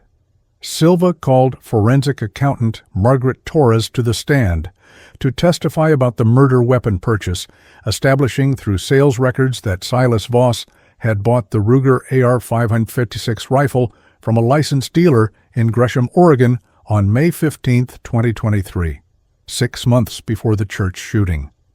Torres testified that Silas had passed the federal background check because he had no criminal record and had paid cash for the weapon. $2,100 that forensic analysis showed came from Edmund Voss's estate funds. The purchase was entirely legal at the time, but combined with the ammunition component purchases and the planning documents found in Silas's bedroom, it established a timeline of preparation that began months before Gideon's confession video. Detective Kelly returned to the stand to testify about the truck evidence, describing how Margaret Thorne's eyewitness account had led investigators to Silas's Ford F-150. Kelly explained that the truck had been found in a storage unit rented under an alias, suggesting Silas had hidden it immediately after the shooting to avoid detection. Crime scene. Processing of the vehicle had yielded fibers matching Gideon's jacket in the passenger seat, a partial boot print matching Gideon's footwear in the floor mat, and most significantly, a spent .223 casing under the passenger seat identical to the rounds used at Grace Community Church. Kelly testified that the presence of the casing proved Silas had transported either Gideon or the murder weapon, or both, in the truck, and the timing of the storage unit rental immediately after November 12th demonstrated consciousness of guilt. Silva introduced cell phone records showing Silas's phone pinging near the Portland church at 10:05 a.m. on November 12th, remaining in the area until 10:19 a.m., then traveling rapidly back toward the Voss residence. The courtroom gasped when Silva displayed surveillance footage from a gas station 2 blocks from Grace Community Church, time-stamped at 10:02 a.m. on November 12th. The grainy but clear footage showed Silas's Ford F-150 pulling up to the curb, the passenger door opening, and a figure matching Gideon Collins's description exiting the truck with a long object wrapped in a blanket.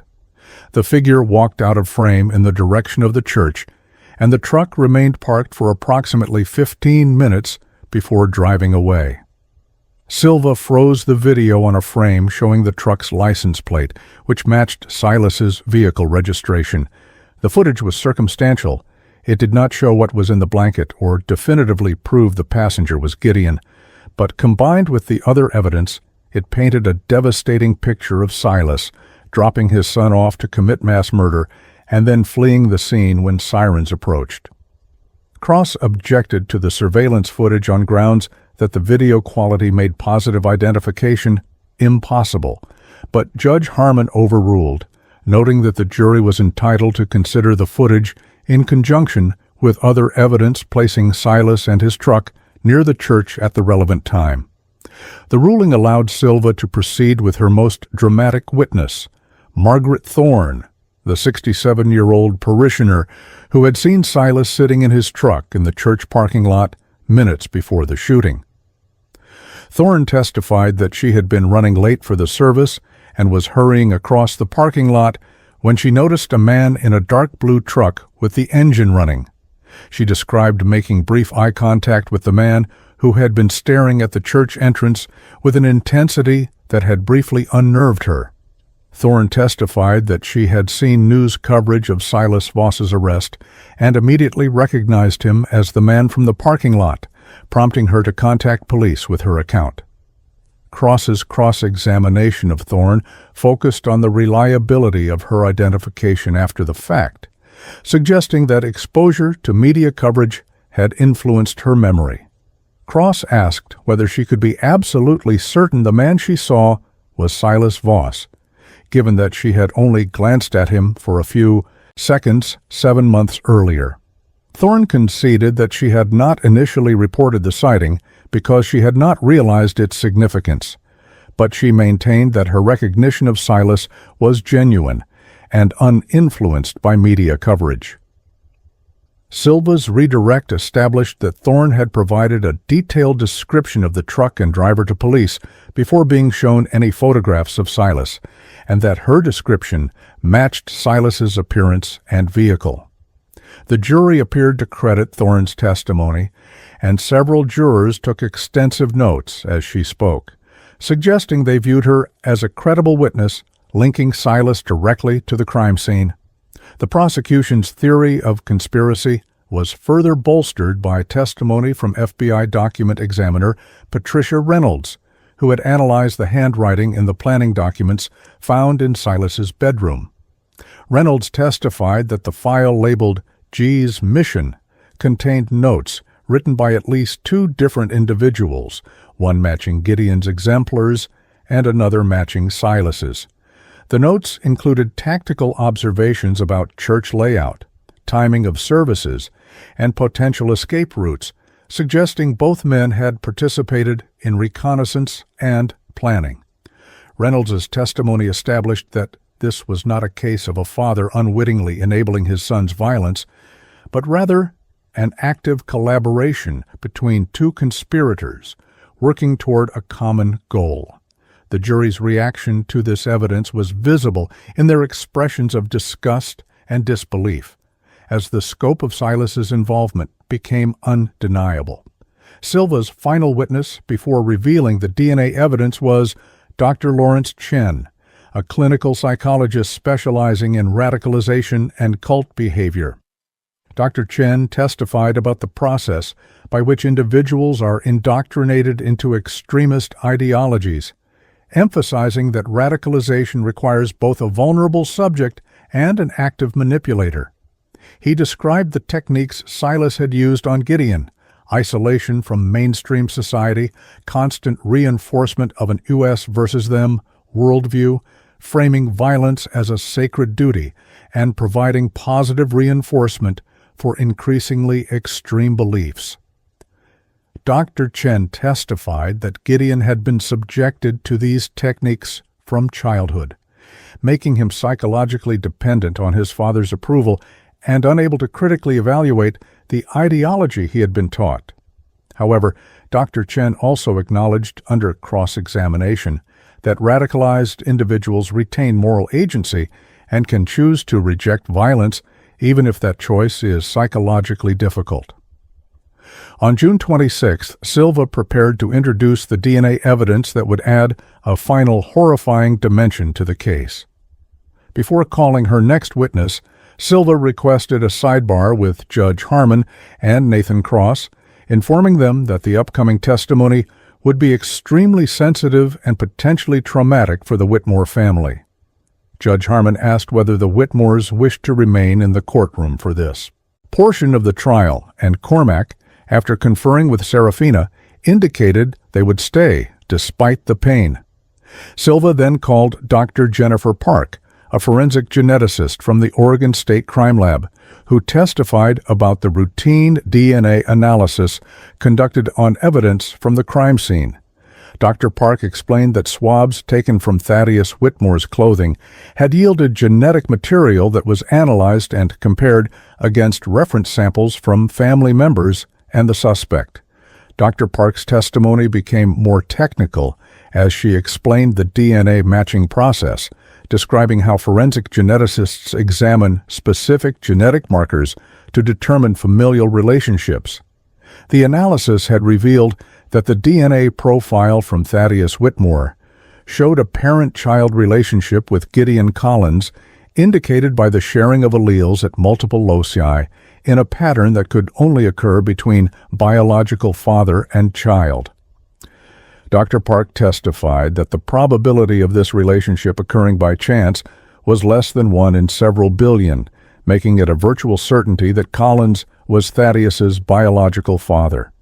The courtroom erupted in gasps and exclamations, and Judge Harmon gavelled for order as the implications of this revelation rippled through the gallery.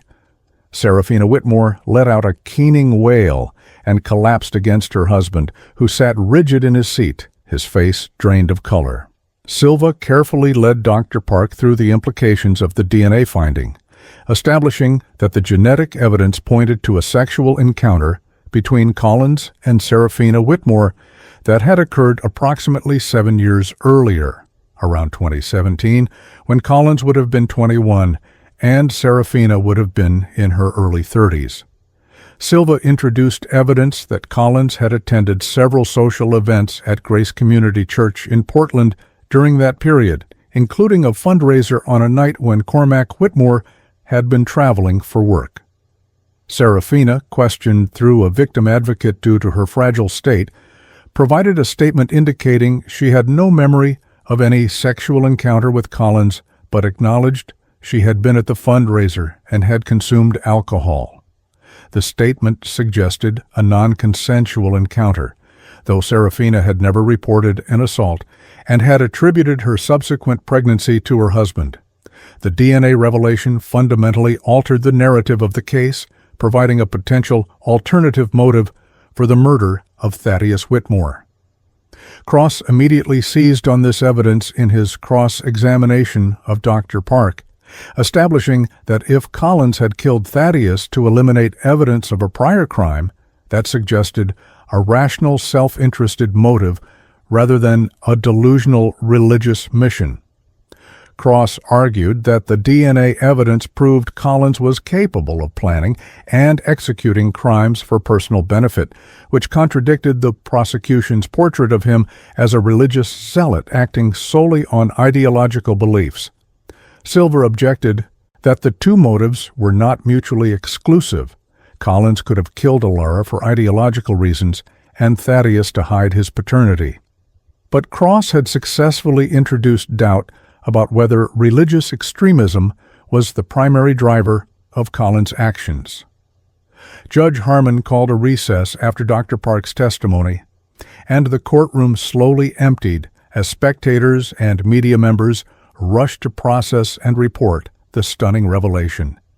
In the hallway outside, Cormac Whitmore confronted Silva, his voice hoarse with anguish as he demanded to know why this information had not been shared earlier.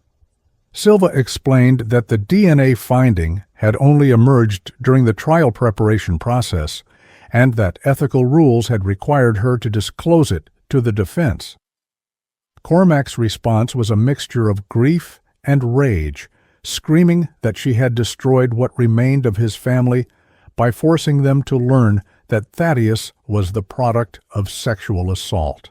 Silva absorbed his fury with professional composure, understanding that Cormac needed someone to blame for pain that had no adequate outlet, while knowing that the revelations were far from over.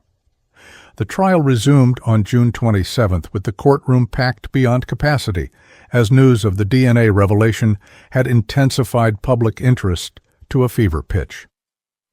Prosecutor Diana Silva called Serafina Whitmore to the stand, a decision that Cross had vehemently opposed on grounds that she was too traumatized to testify coherently. Judge Harmon had overruled the objection after receiving assurance from Serafina's therapist that she was capable of testifying with appropriate support, and Serafina now sat in the witness box, looking diminished and haunted.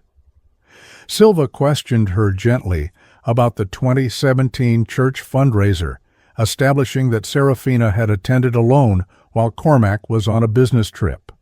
Serafina testified that she remembered drinking wine at the event and talking to several people, but her memories of the evening became fragmented and unclear after a certain point. She stated she had no memory of any sexual encounter with Gideon Collins or anyone else that night, and had never suspected that Thaddeus was not Cormac's biological son. Silva's questioning then shifted to Serafina's relationship with her children, a topic that caused her to break down completely on the stand. Through tears, Serafina described Alara's love of art and animals, her dream of becoming a veterinarian, and her habit of leaving notes around the house telling her parents she loved them. She described Thaddeus as a bundle of energy and curiosity, always asking questions about how things worked and why the sky was blue, and whether dinosaurs could come back. Serafina testified that learning Thaddeus was Collins's biological son had not changed her love for him, but had poisoned her memories, making her question every moment of his short life and wonder if he had somehow carried his father's evil in his genes.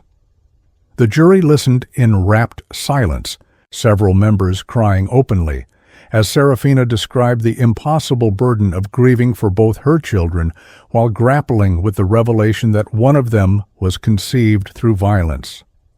Cross's cross-examination of Serafina was brief and sympathetic, focusing only on establishing that she had no clear memory of the 2017 encounter and that she believed any sexual contact would have been non-consensual given her impaired state. Cross elicited testimony that Serafina had never suspected Collins of assault and had never reported feeling unsafe around him during his occasional visits to church events. The implication was that if Collins had committed sexual assault, it had been opportunistic rather than premeditated, a point that might be relevant to his overall character, but did little to mitigate the horror of the murders. Cross concluded by expressing condolences to Serafina and acknowledging the courage it took to testify, a gesture that appeared genuine and that likely earned him some goodwill from the jury.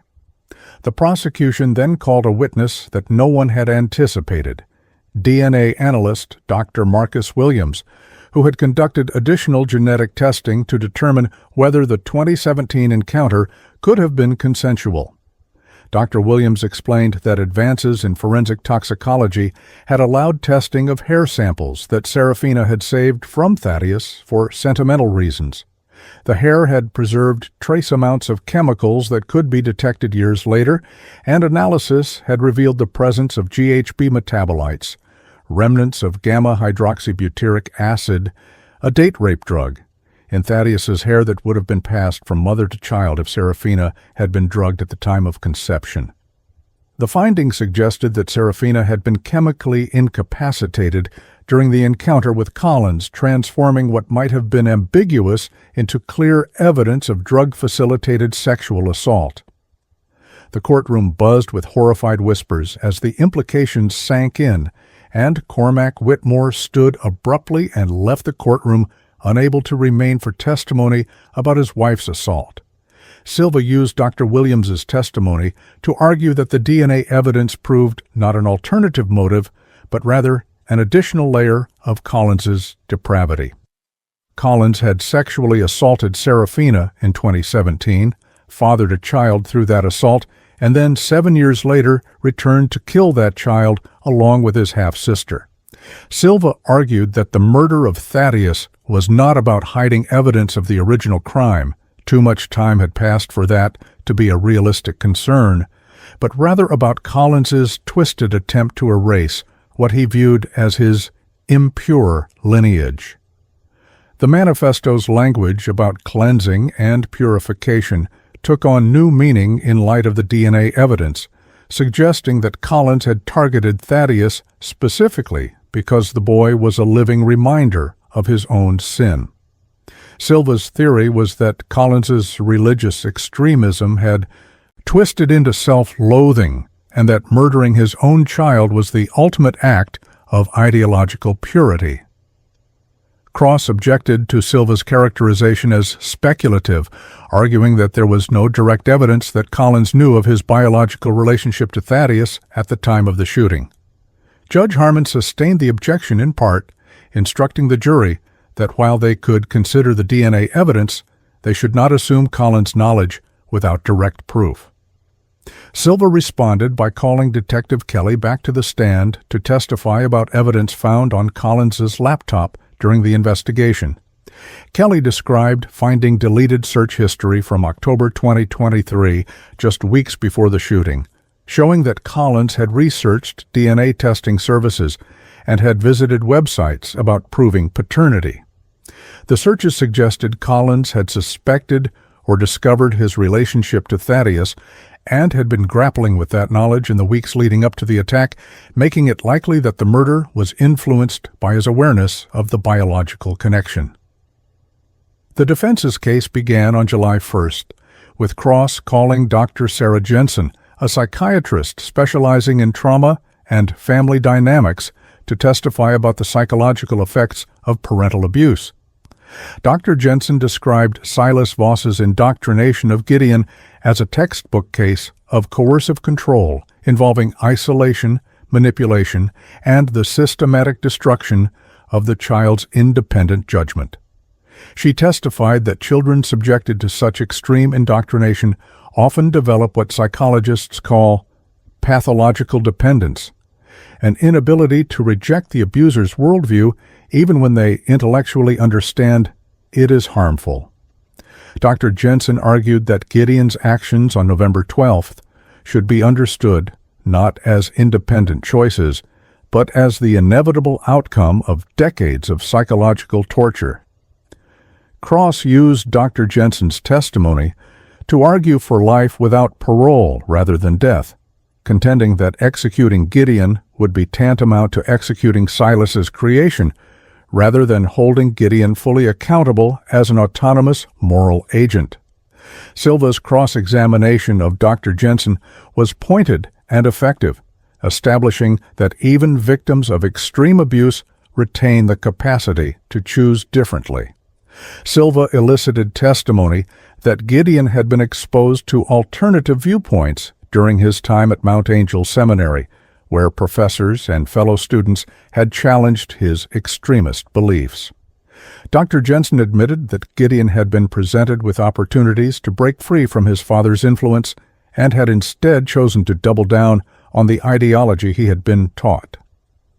Silva asked whether someone who plans an attack for 18 months, researches ballistics and tactics, creates detailed reconnaissance notes, and records a confession video can truly be said to lack moral agency.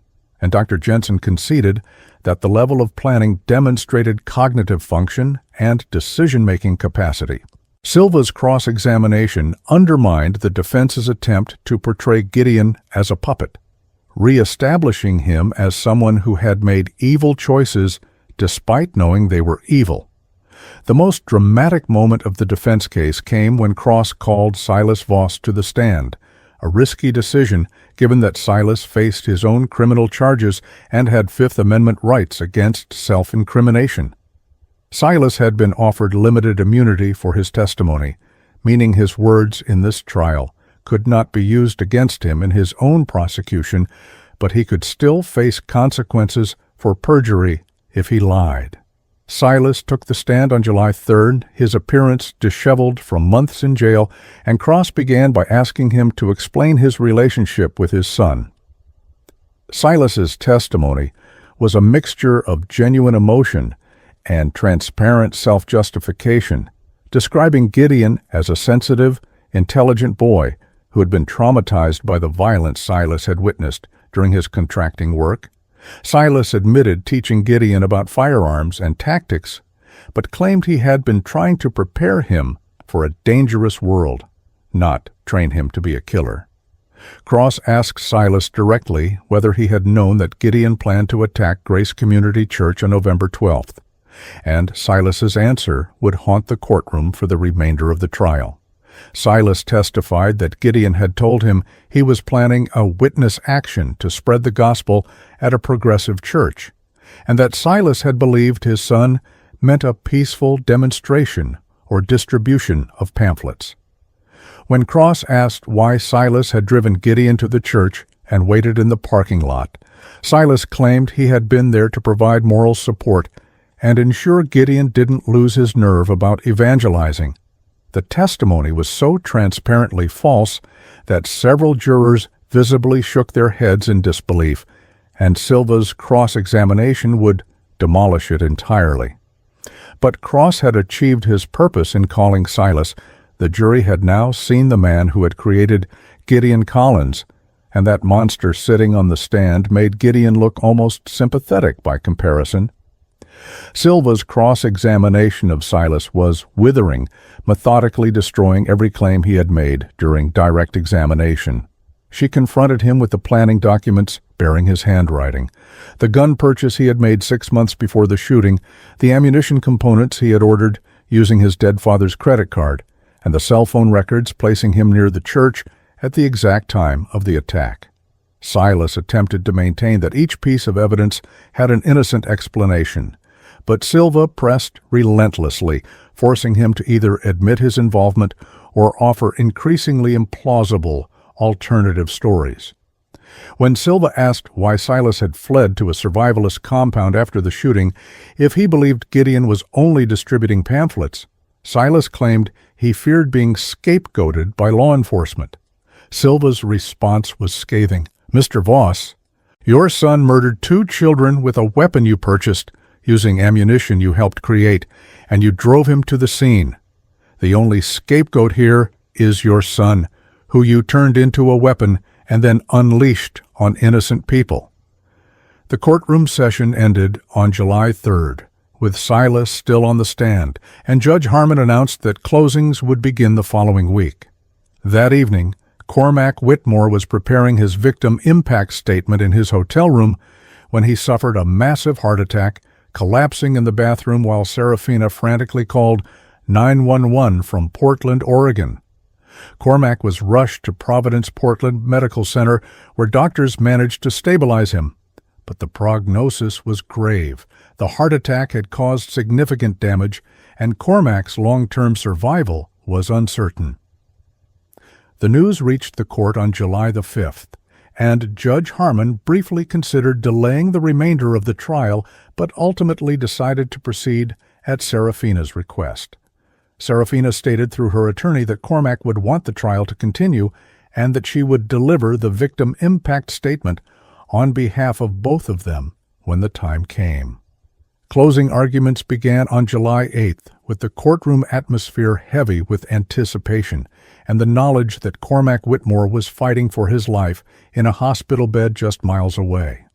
Prosecutor Diana Silva stood before the jury and methodically reviewed the evidence that proved Gideon Collins' guilt beyond any reasonable doubt. The fingerprint match placing his DNA on the ammunition, the confession video in which he explained his actions, the manifesto outlining his ideology and targeting, the eyewitness testimony from Reverend Chen and other church members, and the forensic evidence linking the murder weapon to Silas Voss's conspiracy. Silva reminded the jury that the defense had not disputed the core facts of the case. Collins had killed Alara and Thaddeus Whitmore, but had instead asked for mercy based on his abusive upbringing and mental illness. Silva argued that mercy was a luxury the victims had not been afforded, and that Gideon Collins had shown no mercy to 2 innocent children when he ended their lives in the sanctuary of Grace Community Church in Portland, Oregon, on November 12, 2023. Silva's closing then addressed the DNA revelation and the suggestion that Collins had killed Thaddeus to hide evidence of prior sexual assault. She argued that this evidence actually made Collins more culpable, not less, because it demonstrated his capacity for calculating self-interested criminality beyond his religious delusions.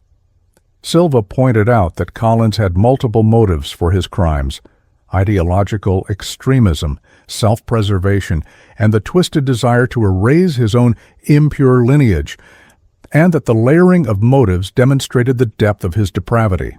She described the progression of Collins's crimes: sexual assault in 2017, fathering a child through that assault, discovering the child's existence in late 2023, and then murdering that child along with his half-sister in a church filled with witnesses. Silva argued that such a pattern of escalating violence demonstrated someone who was not a victim of circumstance, but rather a predator who made conscious choices to harm others for his own purposes. The emotional climax of Silva's closing came when she displayed photographs of Alara and Thaddeus Whitmore on large screens flanking the jury box. She asked the jurors to remember that these were not abstract victims, but real children with personalities, dreams, and futures that had been stolen. She reminded them that Alara would never graduate from high school, never go to college, never become the veterinarian she dreamed of being. She reminded them that Thaddeus would never learn to ride a bike, never play Little League, never experience a first kiss or go to prom or walk his own daughter down the aisle.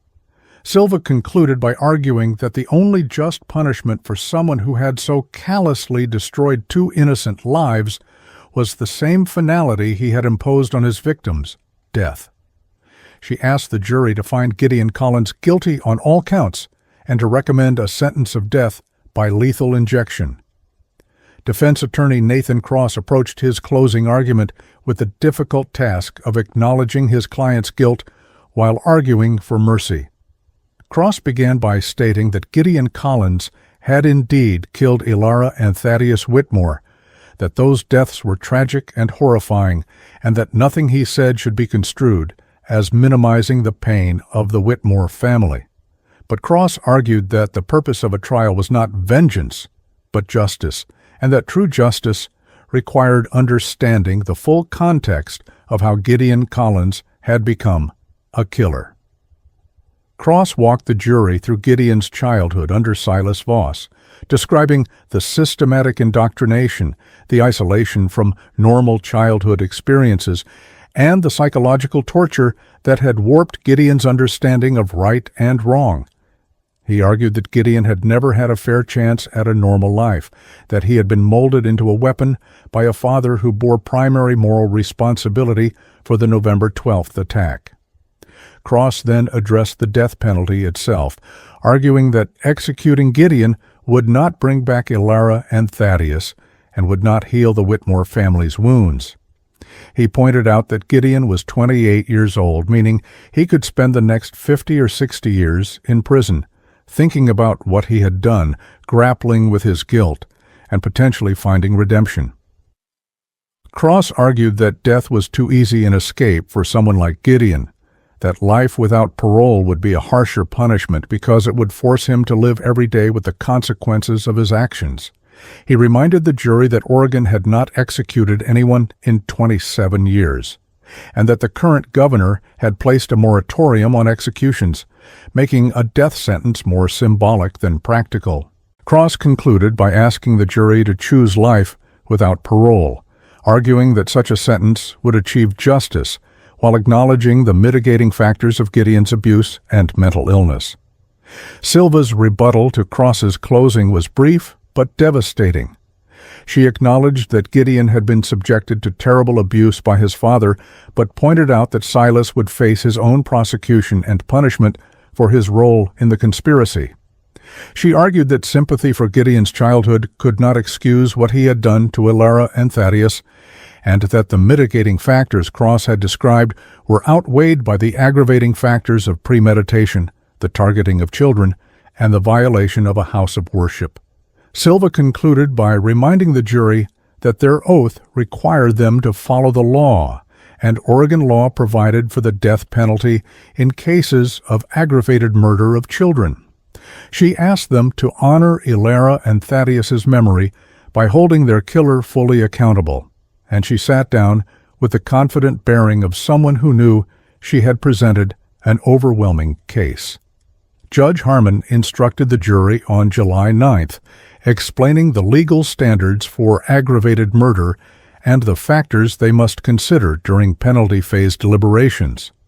She emphasized that the burden of proof remained on the prosecution to prove aggravating factors beyond a reasonable doubt, while the defense needed only to present some evidence of mitigating factors for the jury to consider them. The jury received the case at 2 p.m. and retired to deliberate, while the courtroom emptied and spectators gathered in the hallway to await the verdict. Media trucks lined the streets outside the Multnomah County Courthouse in Portland, Oregon.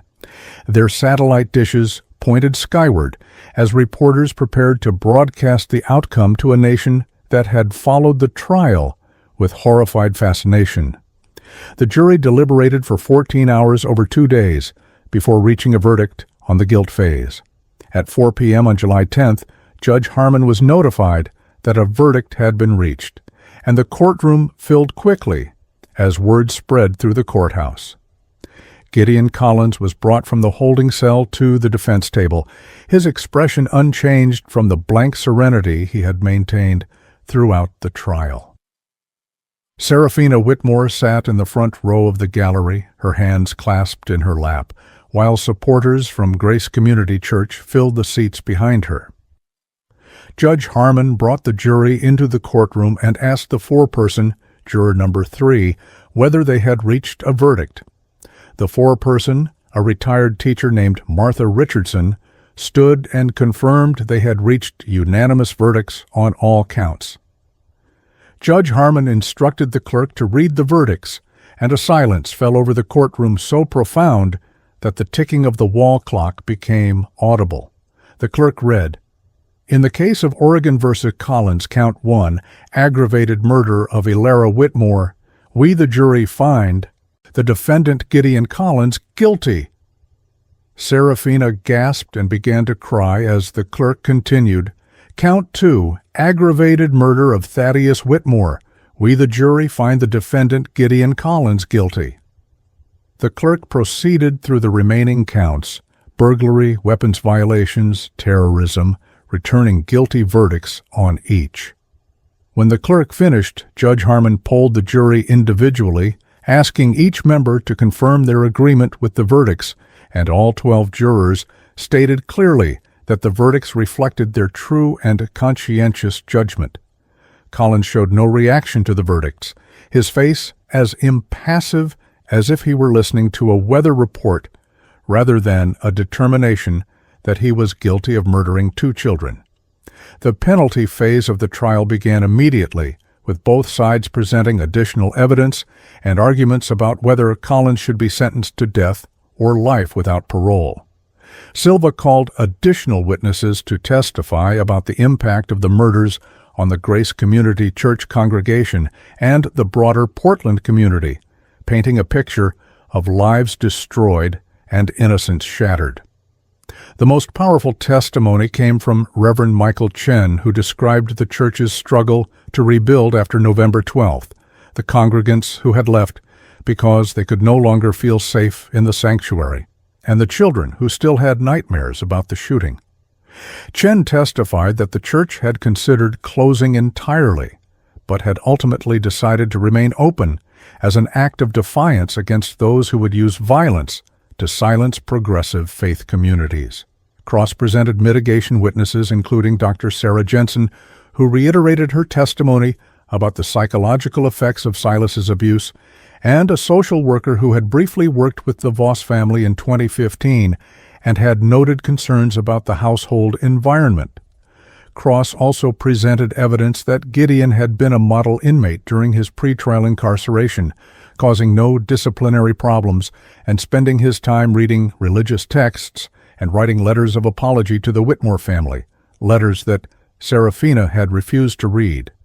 The mitigation case was designed to humanize Gideon and show the jury that he was capable of change, but it struggled to overcome the overwhelming horror of his crimes and the lack of genuine remorse visible in his courtroom demeanor. The victim impact statement from Serafina Whitmore was scheduled for July 15th, and the courtroom was packed as she took the stand to address Collins directly. Serafina had written a 10-page statement describing her children's lives, the trauma of losing them, and the additional horror of learning about Thaddeus's conception through sexual assault. She spoke for 45 minutes, her voice breaking repeatedly as she described Elara's last moments, the sound of gunshots echoing through the church, and the weight of Thaddeus's lifeless body in her arms. Serafina addressed Collins directly, asking him to explain how a loving God could command the murder of children. And when Collins opened his mouth as if to respond, his attorney placed a hand on his arm to silence him. Serafina concluded by stating that she wanted Collins to receive the death penalty not because it would heal her wounds, nothing could, but because it was the only punishment that approached the enormity of what he had taken from her family. Midway through Serafina's victim impact statement, as she described learning that Thaddeus was Collins's biological son, Cormac Whitmore suffered a second massive heart attack in his hospital bed at Providence Portland Medical Center. Doctors attempted resuscitation for 47 minutes, but were unable to save him, and Cormac was pronounced dead at 2:43 p.m. on July 15, 2024. The news reached the courtroom within minutes, delivered by a sheriff's deputy who whispered to Silva, who immediately requested a sidebar. Judge Harmon called a recess and informed Serafina of her husband's death in chambers, with victim advocates and counselors present to provide support. Serafina's screams could be heard through the closed door, a sound of grief so raw and primal that it silenced the murmuring courtroom and left even hardened court personnel shaken. When the trial resumed on July 16th, Silva announced Cormac's death on the record and requested that his death be considered as an additional impact of Collins's crimes. Cross objected that Collins could not be held responsible for a heart attack that occurred months after the shooting. But Judge Harmon ruled that the jury could consider the totality of consequences flowing from the murders, including the destruction of the Whitmore family unit. Silva called a cardiologist who testified that the stress of losing his children and learning the truth about Thaddeus's conception had placed extraordinary strain on Cormac's cardiovascular system, contributing to the fatal heart attack. The testimony added another layer of tragedy to a case already saturated with suffering, and the jury's expressions of horror and pity suggested that Cormac's death had deepened their conviction that the ultimate punishment was warranted. The jury deliberated on the penalty phase for 2 days before reaching a unanimous decision on July 18, 2024.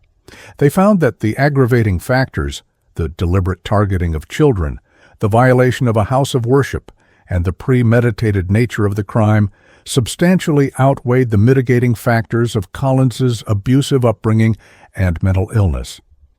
The jury recommended a sentence of death by lethal injection, and Judge Harmon scheduled formal sentencing for September 14, 2024. In the interim, Collins was returned to the Oregon State Penitentiary to await execution, while Silas Voss awaited his own trial on conspiracy charges.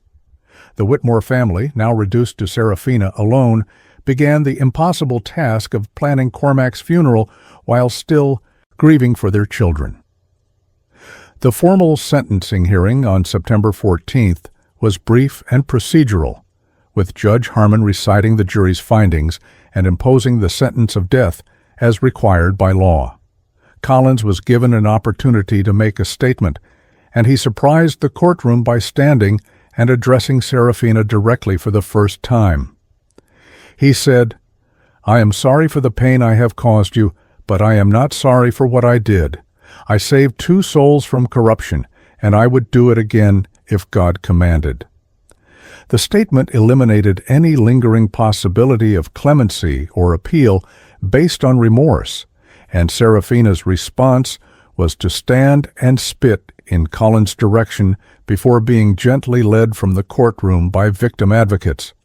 Judge Harmon concluded by stating that Collins would be executed by lethal injection at a date to be determined by the Oregon Department of Corrections, and that he would remain on death row pending the exhaustion of all appeals.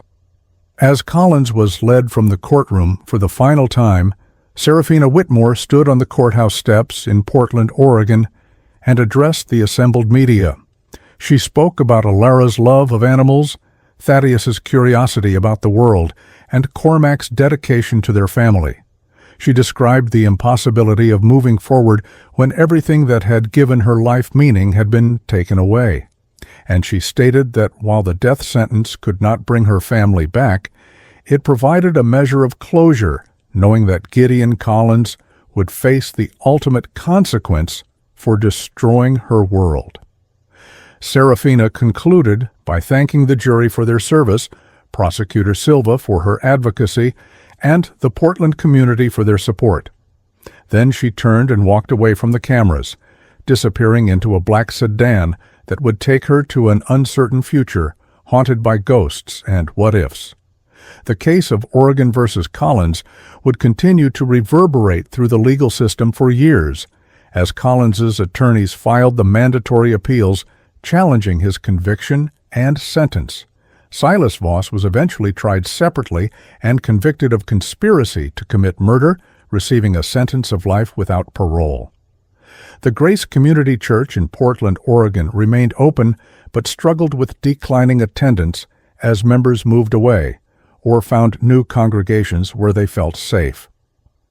Reverend Michael Chen resigned from the ministry in 2025, stating that he could no longer reconcile his faith with a God who allowed such evil to flourish.